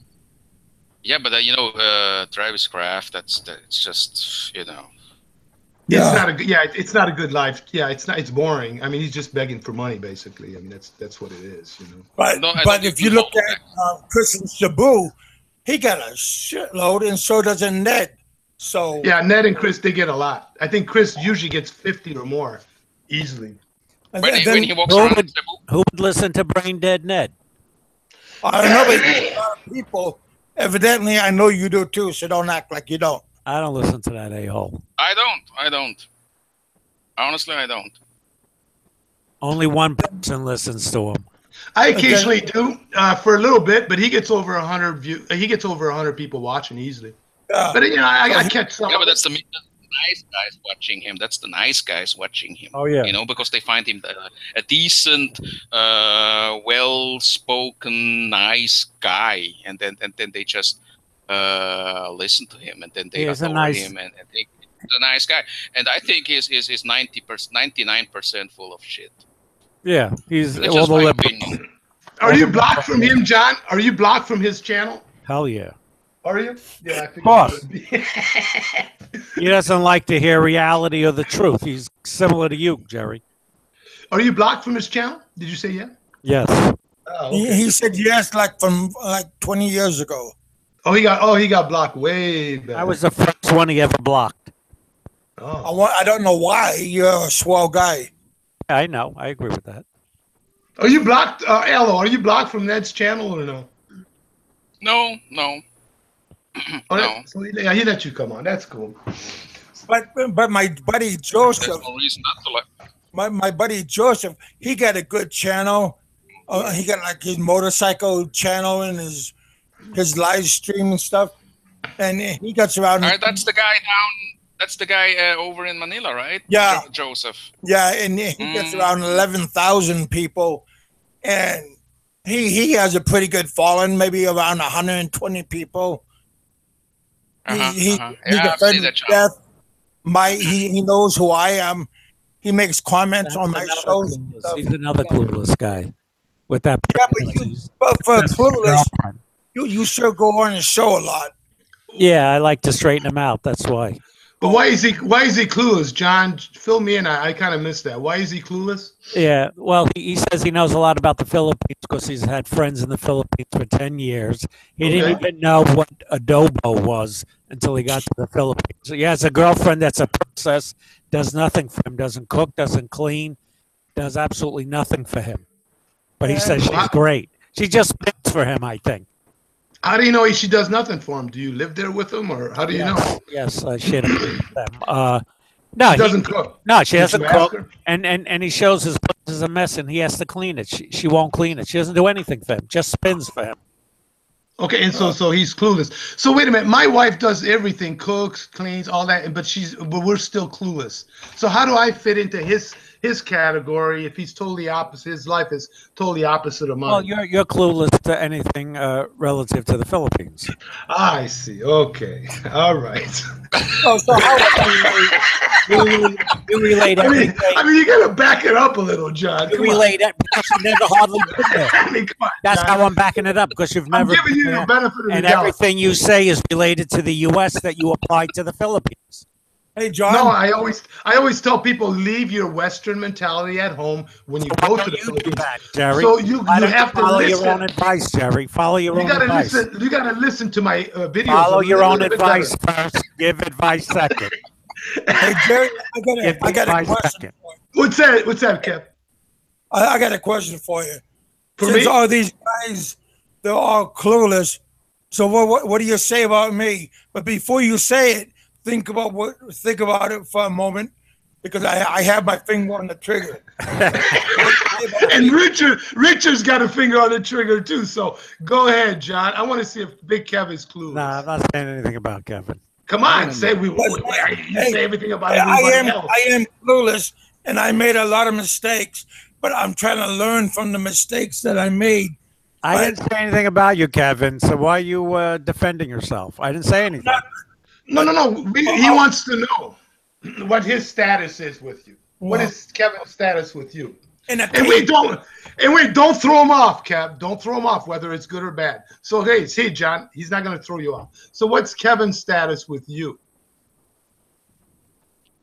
I don't know. Well, he's made a lot of mistakes, like he said, but you know, he's knowledgeable though. Oh, he's knowledgeable. So wait, you have to make mistakes to be. You have to make mistakes to be knowledgeable. So it's somebody that doesn't make mistakes. So someone that doesn't make mistakes is clueless. You haven't been there to make any mistakes, Jerry. So you're just still learning. So wait, but I could have made mistakes when I was there. I'm sure you did, but you're still in the learning phase. What mistake? No, I didn't make any. You're mistakes. Still in the learning phase because you only went there for like a month 3 times, Jerry. How can you? Actually, I've been there 8 times. How can you even make a mistake? I've been there 8 times. How can you make a mistake? But I'm a tourist, just like you, Johnny. Yeah. But so wait, so Kevin making all these mistakes and with the bolo and everything, and he's not clueless, just like the rest of us. Oh, I am clueless.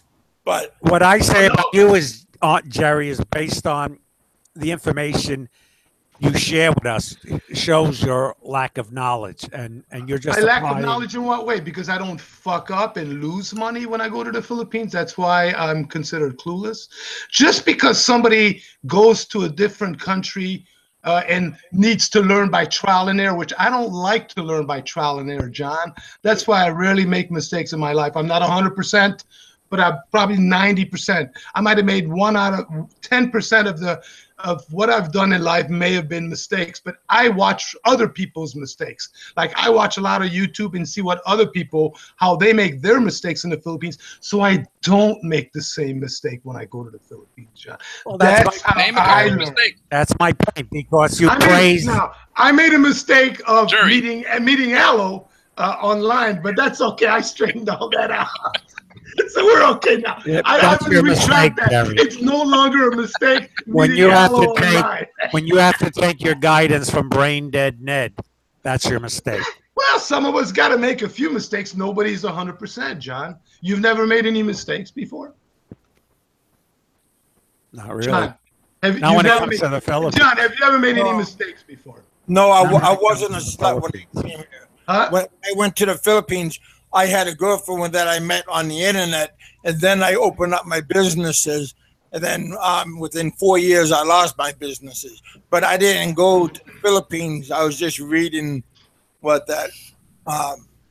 But wait, Kev, when you went to the Philippines, first of all, the internet, yeah, I think the internet was around way back then, but YouTube wasn't as popular. So did you do any kind of studying up before you went to the Philippines? No, I was a Yahoo. So you just went? I was a Yahoo subscriber, right.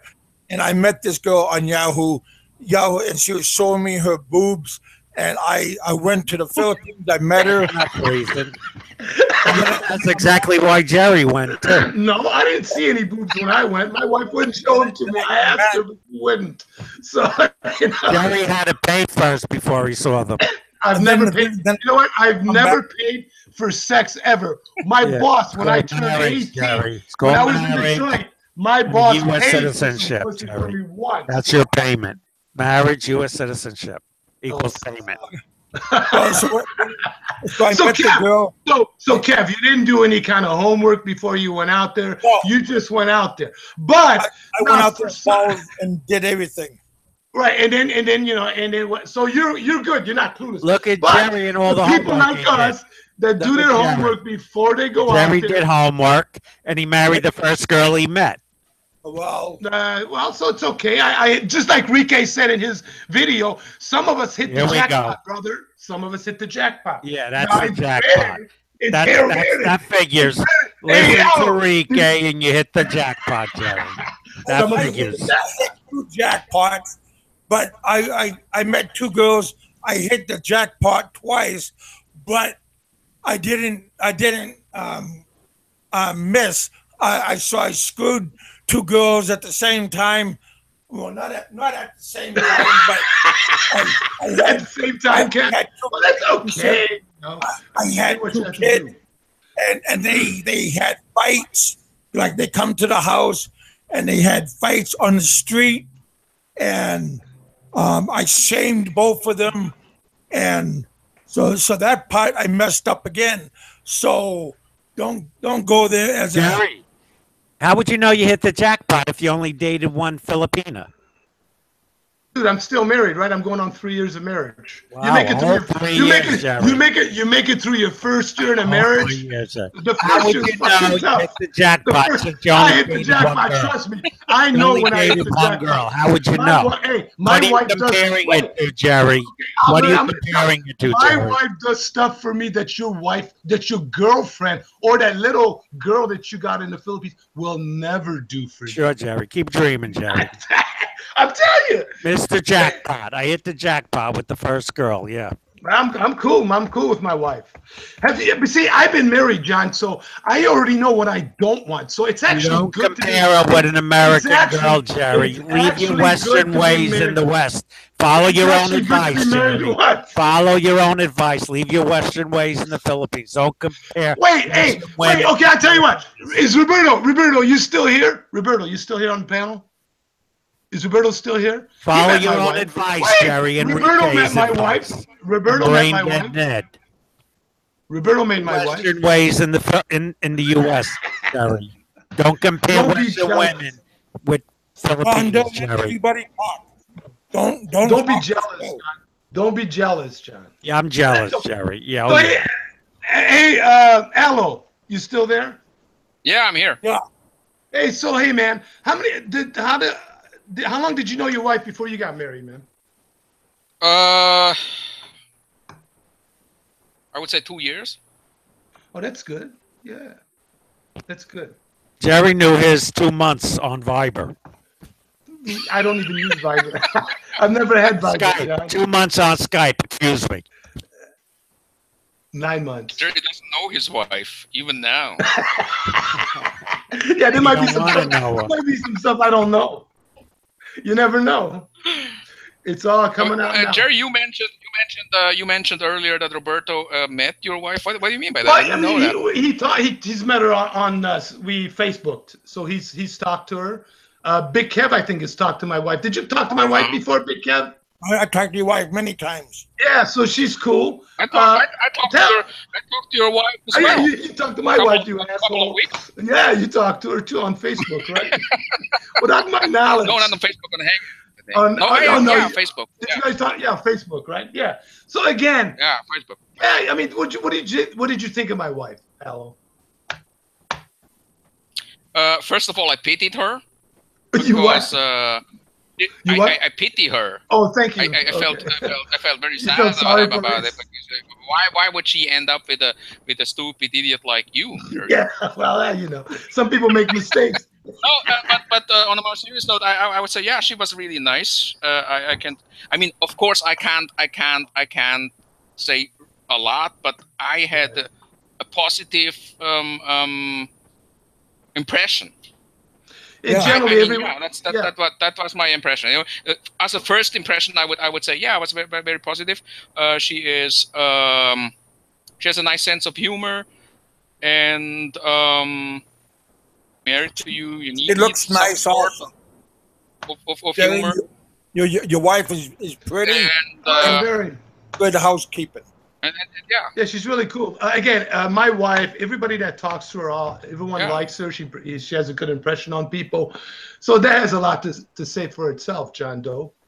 You know, I don't just marry anything bad about your wife. I'm just saying you married the first girl you met, so you don't know what other girls there are like. You know what, John? I mean, look at it. I've John met there's guys. Freaking 5 million women in the Philippines. You're not gonna try every one of them just to see which one's the right one. I mean, I met guys.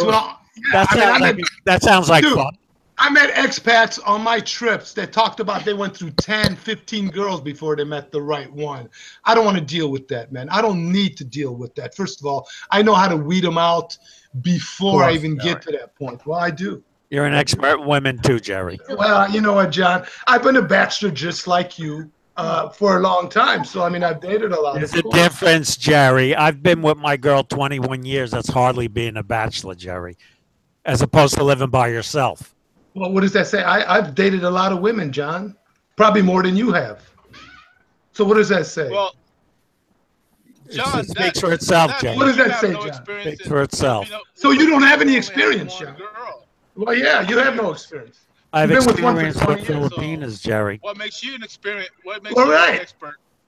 That's right. I mean, I've got more experience dating women than you do because you've been with one for 20 Nothing years. to do with the Philippines, Jerry. Wake up, Jerry. Leave your John, Western. Women values are in the West. women, John. Women are women. Okay, Jerry. Keep thinking that, Jerry. All right. Hey, hello. When are we gonna make the announcement? I was asking myself too, and I would say we should do that in the new year. New show, new year, new everything. What do you think? Okay, I'll wait.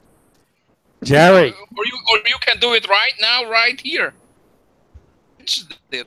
Go ahead. Go ahead. Women are women. Yet you traveled 8,000 miles to meet your wife, Jerry. Women are women, right?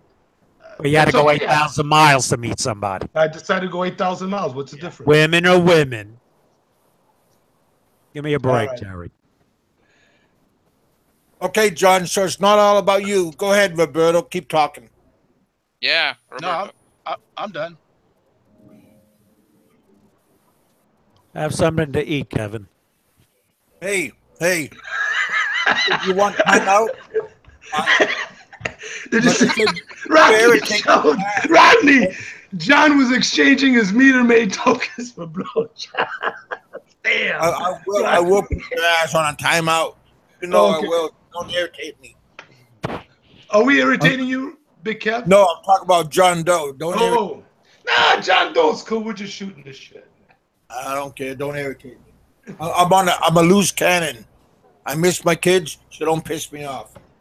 I like Roberto's thumbnail. He's got that gun, John Doe. That's okay. I have plenty of guns. It's a pretty good one. He's got that gun. So when's your next trip, John, to the Philippines? Whenever I buy a ticket. Tickets are real cheap. You got to save for your tickets? I said when I buy the ticket, Jerry. Oh, I thought you said when you had to save up for a ticket. I'm sorry, I misunderstood. The other guy, Jerry. That's the other guy. Oh, that's the other guy. Yeah, that's right. The other guy's got to save. Yeah, that's the other guy. The other guy. That's right. Damn, I get him confused. Yeah. No, that's true. I bet you the other guy's listening right now too. He does, or one of his supporters. They will send the link to him and say, "Hey, look, Alo was on. He talked about you, and that other guy, the Kardashian guy, also talked about you, Popeye." And then Popeye will come out with a video vlog where he like a rapper where he will diss us, and bash us, or he will just stick to what he said and just totally ignore it. Mm. And I hope it's the later one. I hope he will just ignore us. Well, I didn't know you were having a problem. I don't have a problem. I just have a good time. How I do things. I just went into the live chat and then said a few things, and then that's it. And if he takes that seriously, then so be it. He's absolutely irrelevant. He's a guy who has nothing else to do than being on. How are you and Dave? Streams and blah blah blah. Is you and Dave okay now? Yeah, absolutely. Yeah. Because I heard Dave saying that he talked to you and stuff, so it sounded like pretty good. Yeah, absolutely. Yeah, actually, when Dave was doing the show with Holly, a day or two earlier, it was Christopher Lane who left, he wrote in a comment and said, "Hey, Alo, I heard that Holly will be on Dave's show. Why don't you guys, meaning me and probably the professor, also get on the show and do some sort of like something like a reunion show?" And then I thought, hey, that's a really good idea. Contact Dave, and we spoke about it, and we could have gone on the show. Actually, also contacted the professor, and he was also standing ready. Unfortunately, I think that was a Monday. Dave had some technical problems with the internet, and the next day I was not around anymore, so it was just wholly done. But I do look forward to some sort of a reunion show with the professor and the other guys who were often on the Kwentong Baloo show. But Dave and I, and we are absolutely okay. We are very good, and every now and then we. That's what Dave said. He said you got to be good again. So. Yeah, Cool. absolutely.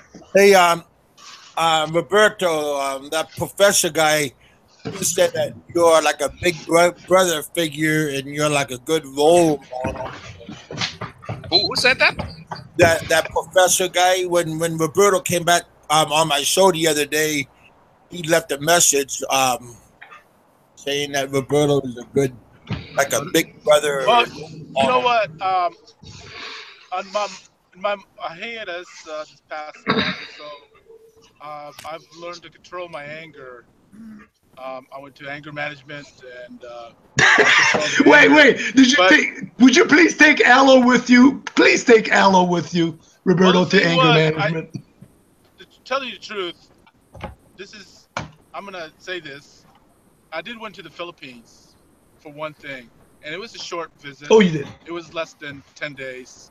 I went to see my brother for his birthday, and cool. But cool. There was a certain person. One of my cousin is a lawyer, but she does family law. You know, she didn't have nothing to do with criminal or whatever, but she's basically family. But she told me there's, you know, she kind of settled me down because she knows about my intentions to go to the Philippines. And really, I'm not laughing. Wait, Roberto, I'm not laughing at you. It's interesting that she knew. Yeah, but you know, it's since Roberto mentioned that, I think he got. I mean, a lot of people were really upset about Roberto being on Big Kev's show and you know, saying the things that he said about Peter and so on and so forth. And I think that's kind of.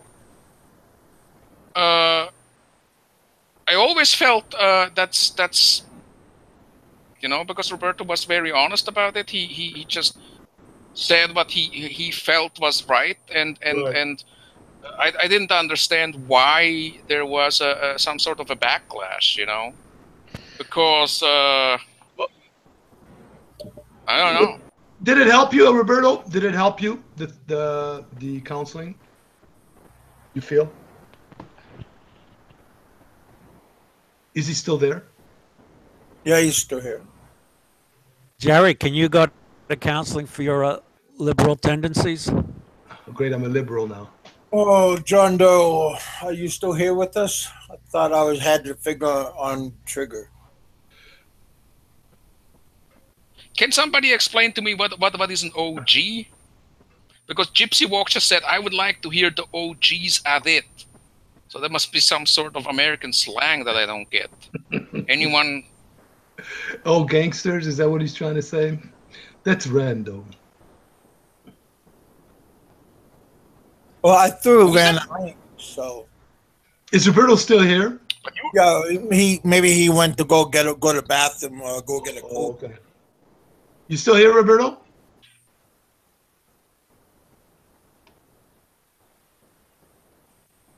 He might be going you know. Loading his gun. I hear you there, buddy. Original gangster. Original gangster. Okay. Openly gay. Anyways, she told me that go ahead, Roberto.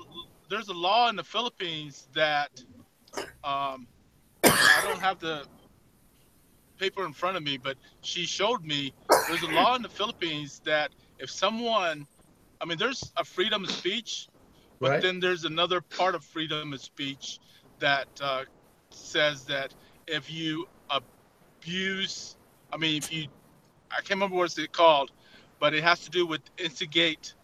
If you threaten somebody, people, if you threaten somebody, no, instigate someone to retaliate because of what you said. Oh, like a riot. So yeah, if you instigate something, like let's say you're verbally saying this about the Philippines, but there's other people, there's a group of people that you made them angry to come after you, right? Then then they can by law, or the government will come after you by law, because you're not supposed to be able to say something that like start a riot. Yeah, like start a riot. Exactly right. Exactly right. So, me personally is like me starting a riot because he said something about the Philippines. So in reality, I have the right to do what I want to do to right, because he started it. Yeah, he started right, he started it. He said it. Okay. He said it. So it angers me. It angers my group, and we went to go after him. Right. And she said, and then the government will, instead of us doing it, the government will go after that person because he instigated the Filipinos to go and come in a group, right? Because their anger. And the next time I get on this again, I'll have the writing. I'll have the phrase. The law or something. You know, they got laws like that in Thailand. They got laws like that in Thailand too. But in Thailand, they take it one step further. If people say stuff on YouTube and stuff like that, they can get in trouble. It's really weird. There's a bunch of shit going on now. Cause a riot. Yeah, there's a bunch of stuff going on between Twitchy and Kevin Thailand, where they're taking each other to court and shit like that. It's really wild, some of these laws that we don't have stuff like that. Yeah, it's pretty wild. I follow that guy in Thailand, that bald-headed dude who Twitchy, who also said something. Yeah, Richie. Or Twitchy or something. I don't know. Yeah, something like that. Twitchy. Greg. Yeah, Twitchy. You're right. Yeah. Wow. Yeah, there's some interesting laws in Asia. It's amazing. In some of these countries.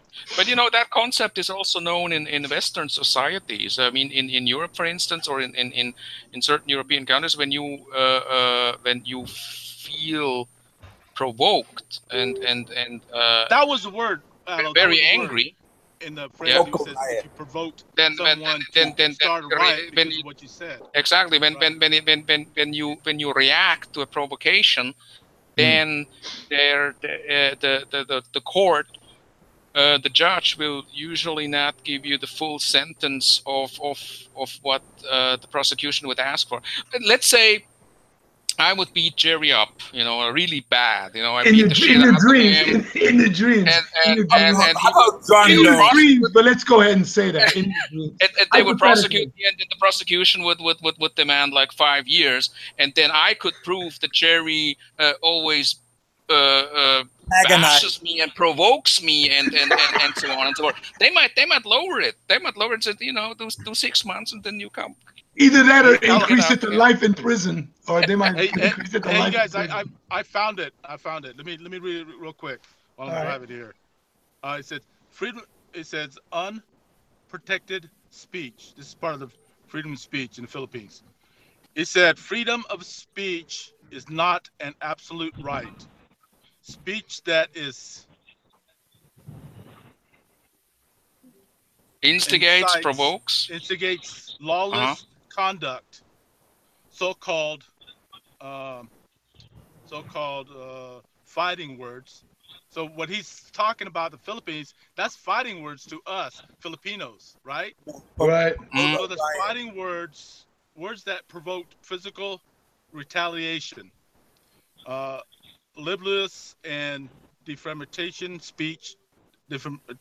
speech, and obscenely can legitimately be prohibited or punished by the government. So, yeah. That's also like somebody going to a movie theater and saying fire. Right. Exactly, yeah. Or Jerry driving around in Chicago talking shit all the time. Yeah, telling everybody what an expert he is on the Philippines. Thank you. You basically could stop the car and then pull him out and beat the shit out of him, like in the LA riots, where they just stop the truck and then that would knock any sense into his head, Aloe. Hey, John Doe, show your face before we can do that to you. Calm down, Kevin. Hey, Jay just came on the show. Is that Jay?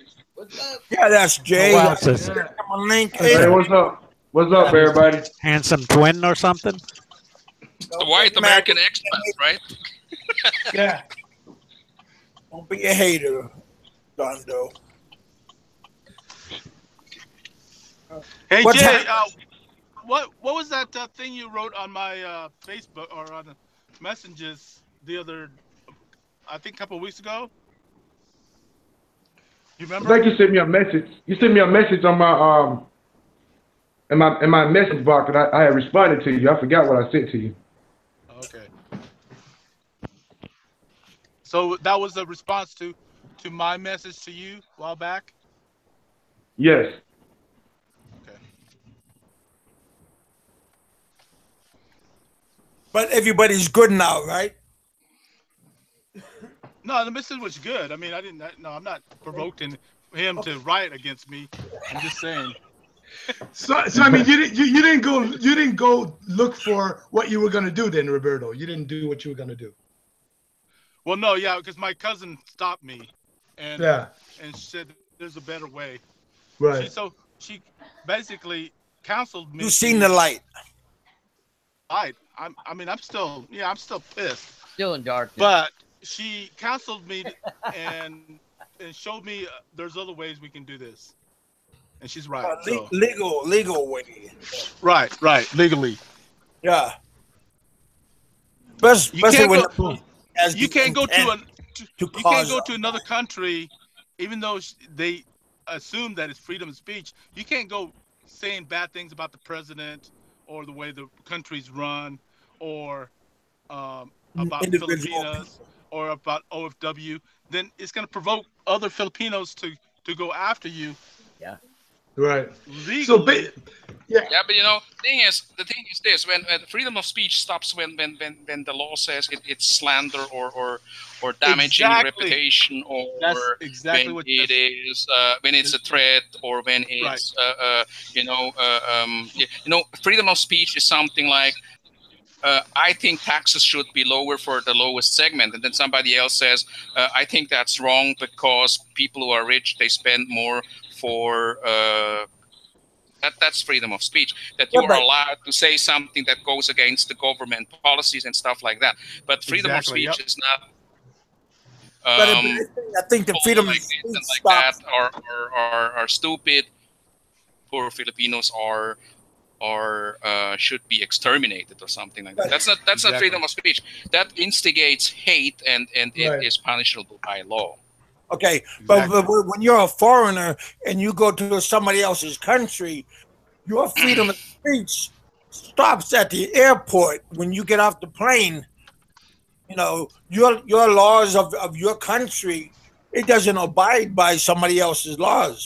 Yeah, so but the thing is also this: in the Philippines, there are certain laws where you could actually use these laws against any type of foreigner. And I give you an example. For instance, when you raise your voice at the immigration officer, at the Bureau of Immigration, when you go to the airport and you would just raise your voice, or you are disrespectful, then it's not really clear what it means. You know, raising your voice, or you know, they could actually say that you are an undesirable alien. And you could get blacklisted for things like that. I have heard and read about cases, for instance, in that there was a Korean a guy who verbally abused the waitress in a golf resort, something like that, and then that famous Thai national who said something against Filipinos on his Facebook account, and Alex Arisa, the fitness trainer of Manny Pacquiao, who was at the airport, and then he was not able to pay the immigration fees right away, and then the immigration officer said, yeah, but you have to settle it now, and he had just had his credit card there, and he was not able to pay with his credit card, and he kind of lost it, raised his voice, and then after they put him on a blacklist. He was not able to get back to the Philippines, and he's actually married to a Filipina and has a child in the Philippines. So it is very. Let's just put it this way: there are laws where a foreigner is right away at the disadvantage. If you piss off somebody who has connections and he can prove that you somehow insulted him or verbally abused him, it's very easy to get him blacklisted. And if a foreigner is outside the country, and that's how I checked that, if you start a case, or you file a case against that person, and that person is outside of the country, it puts him automatically on the blacklist, where he has to defend himself and appeal being on that blacklist to the Bureau of Immigration. So you can get somebody in real trouble. Yeah, but see, there's different kinds of blacklists. There's not only one kind of blacklist. I'm on an immigration blacklist of failure to pay, but then there's a violent blacklist. Right, there's all different kinds. There's all different kinds of blacklists. It's actually the there are different categories. The blacklist can go like from 1 year to 10 years usually, and then forever. So for instance, when you say you would overstay your visa, like Peter, for instance, or you, who has been overstaying the visa, you could be on the blacklist like for 3 to 4 to 5 years. No, mine is 1 year after I leave, 1 year, and when I pay, and then 1 year, and then it's done. Uplifted. Okay. But other people. Well, same thing goes when remember when John Lennon came to New York. Yep. From London, he was talking about the bad things about the war and against our president. Protest. He was, because even here with the freedom of speech, he was provoking the government. So the government came after him. Remember that?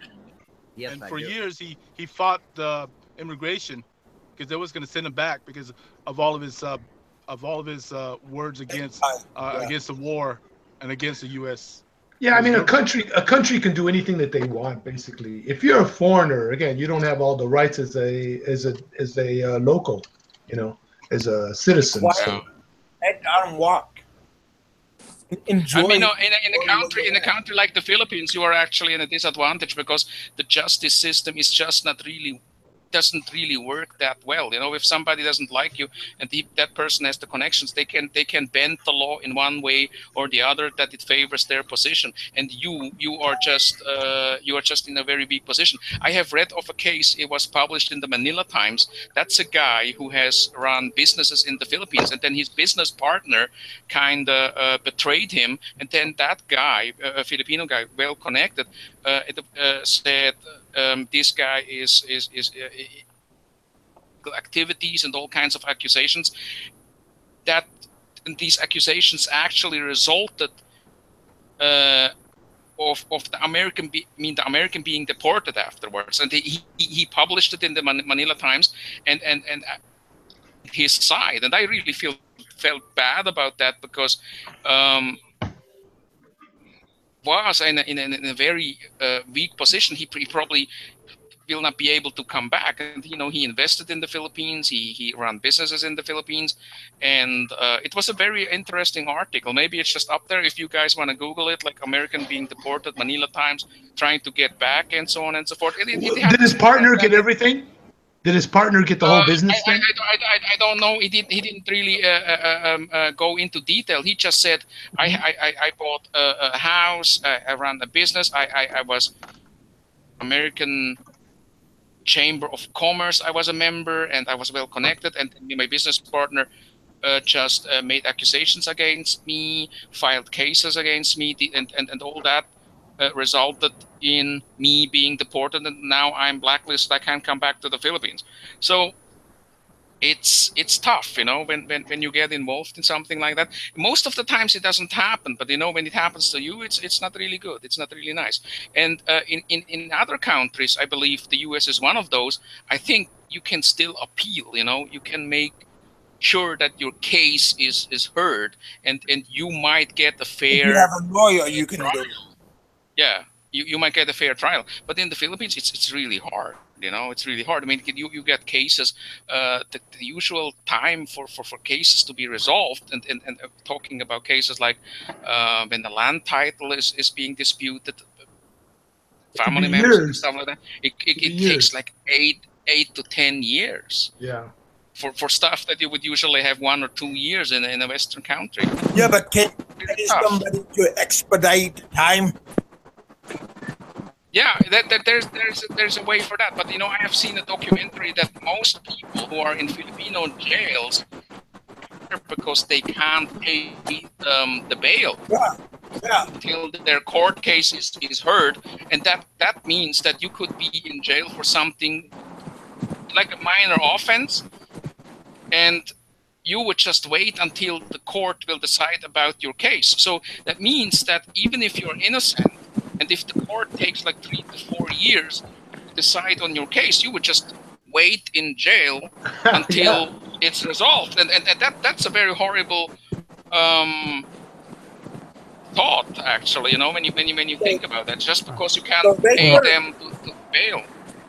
Or if you're charged with a non-bailable crime and takes 5 years to see a judge.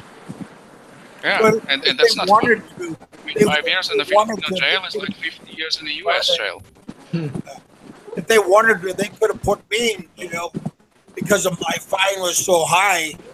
But I had no priors, and I never had a problem for the 13 years. I never had a problem there. They figured they couldn't feed you, Kevin. They couldn't feed you in the jail. Yeah, that was also my thought. They just said, no, we let him run because the whole rice bowl. Yeah, you eat up everybody's rice, Kevin.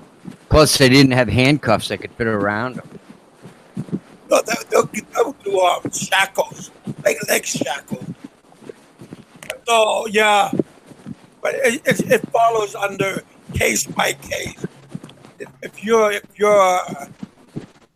have something that they want to get you for, and you make a troublemaker, yeah, they can put you away forever. Actually, there's a show on Netflix. It's called like the toughest jails in the world, something like that. And then they're like somebody's being stabbed and Venezuela and so on. And if you guys have Netflix, check it out. I mean, it's just like a documentary. And then one guy, he goes to a jail in Manila or somewhere, and he stays there like a couple of days. And I mean, just only watching it makes you really feel you don't want to go there. You don't want to be there. You know, it's horrible. Okay. Wait, what kind of sound is that? Do you guys still hear me there in the live chat? And I can hear you, but somebody, who knows who's that coming from? No, is that you?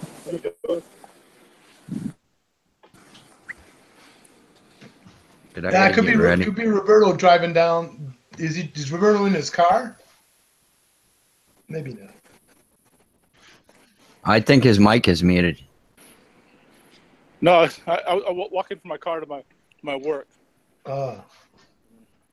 Okay, yeah, we just heard some kind of ruffling noise.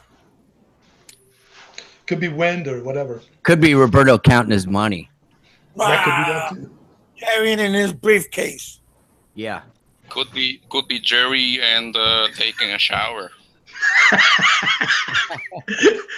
How did you come up with that one, Aloe? I mean, you know, it's amazing. I can't figure out how you think, but you know, you should go to anger management. Hey, how you doing? You know, maybe we should get somebody in the Philippines. Roberto, you should recommend someone in the Philippines that Aloe could go talk to for his little problem. I'm talking to you right now. I mean, The only one without a problem is Jerry. There we go. You know, my name keeps popping up. Think about this. Jerry Codanian is trying really hard to stay diplomatic and you know, put something in his word, and Joe just bashes him, boom, bang, you know, like Merry Christmas. No, fuck you. You know, I think I'm good. I think John's in love. I'm having a Festivus kind of day, you know. So it's a very good day today. I'm glad John's on the panel. Is it snowing up there in Chicago? No, man. It's nice, sunny. It's even warm. We're missing all that snow. All that snow's going towards the northeastern part of the U.S. and the southern part of the U.S.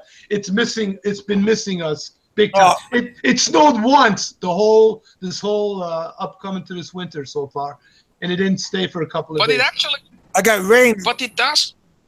snow there, right? It does snow there. But you know what? Since my wife came to Chicago, it hasn't snowed. A very minimal snow. So, and I just laughed. She goes, "Yeah, because you know, Good luck, John. she's here." Yeah, she's like, "Good luck" or something. So it usually snows a lot. I mean, we've had some major snowstorms. Did you guys saw that snowstorm we had? I think it was about back in the, I don't know, 09 or 2010, where Lakeshore Drive, where people were leaving their cars on Lakeshore Drive, there was so much snow. Then they would have to pick them up the next day, or their cars would get towed because it was snowing so hard that they couldn't clean it fast enough. And this whole Lakeshore Drive along the Chicago coastline was all snowed in, and people could just their cars were stuck there.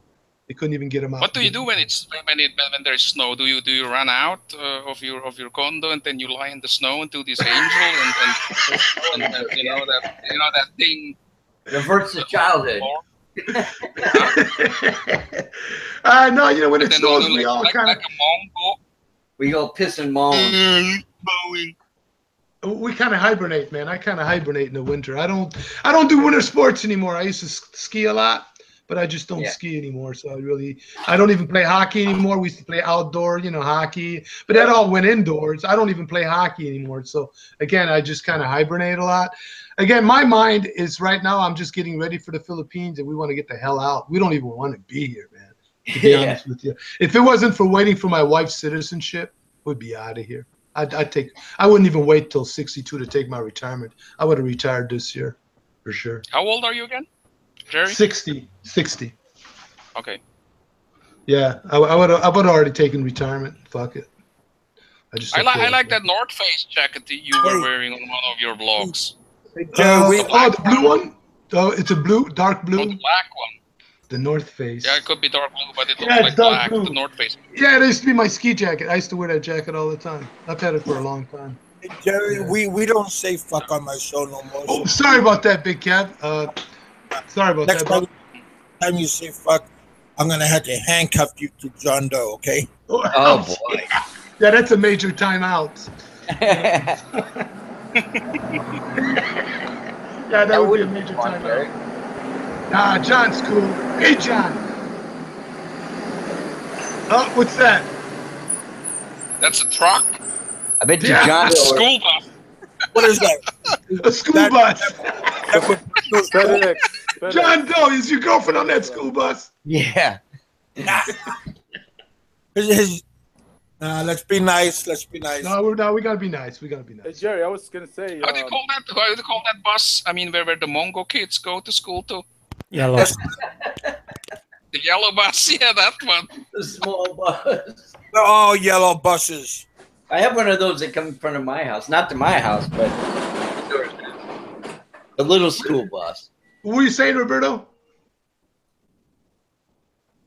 Oh, I thought you said. Are you gonna take your retirement at 62? Because I heard that it's almost better to take your retirement at 62 than waiting until you're 67 or 70. Yeah, you know what, Roberto? My full retirement is 67 and a half because of my age. Right, mine is too. Right. And they say the statistics are that 64% of people take it at 62, and here's the reason why. If you look between the age of 62, if I took it at 67 and a half, let's say at full retirement, that means between 62 and 67 and a half, I would calculate that I would miss out on around $70,000 worth of payments, somewhere around there. Yep. So then it would take me till 80 years old to get that money back. You know what I mean?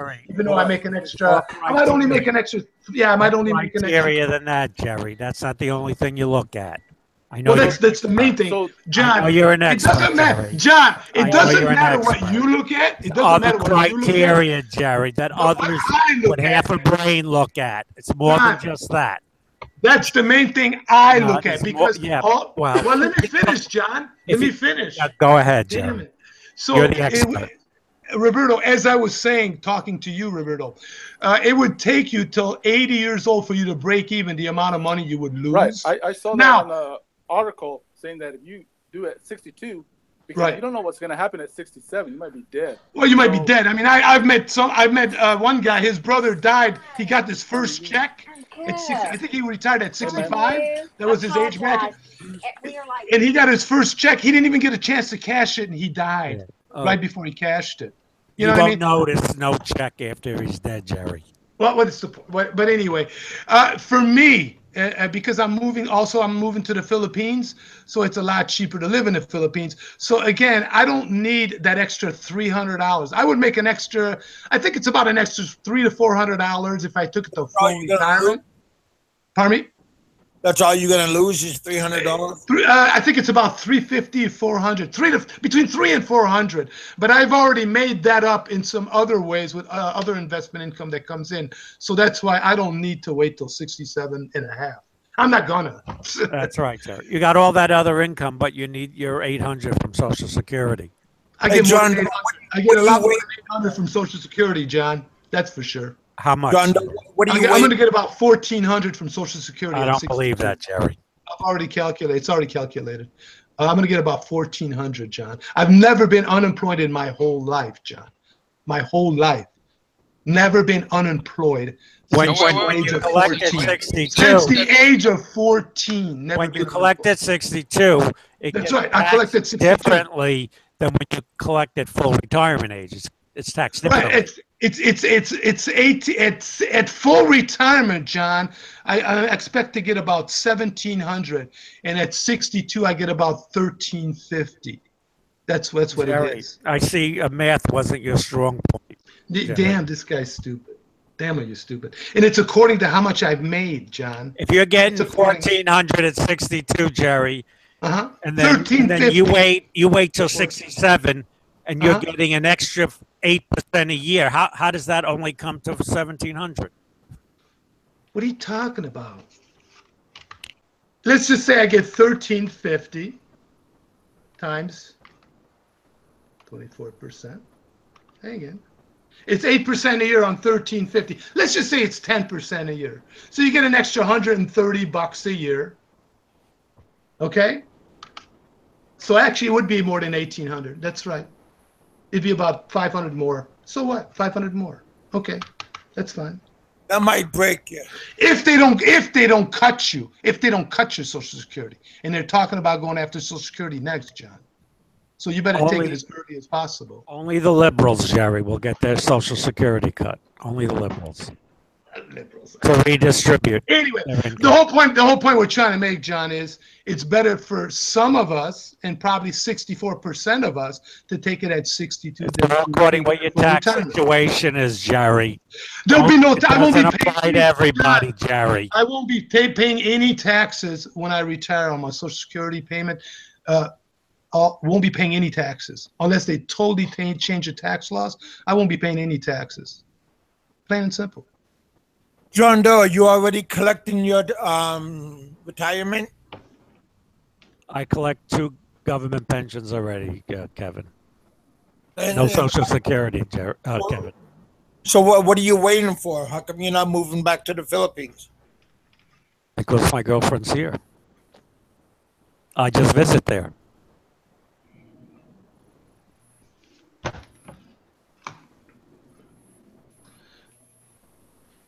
Did you hear me, Kevin? I just visit. My girlfriend's here.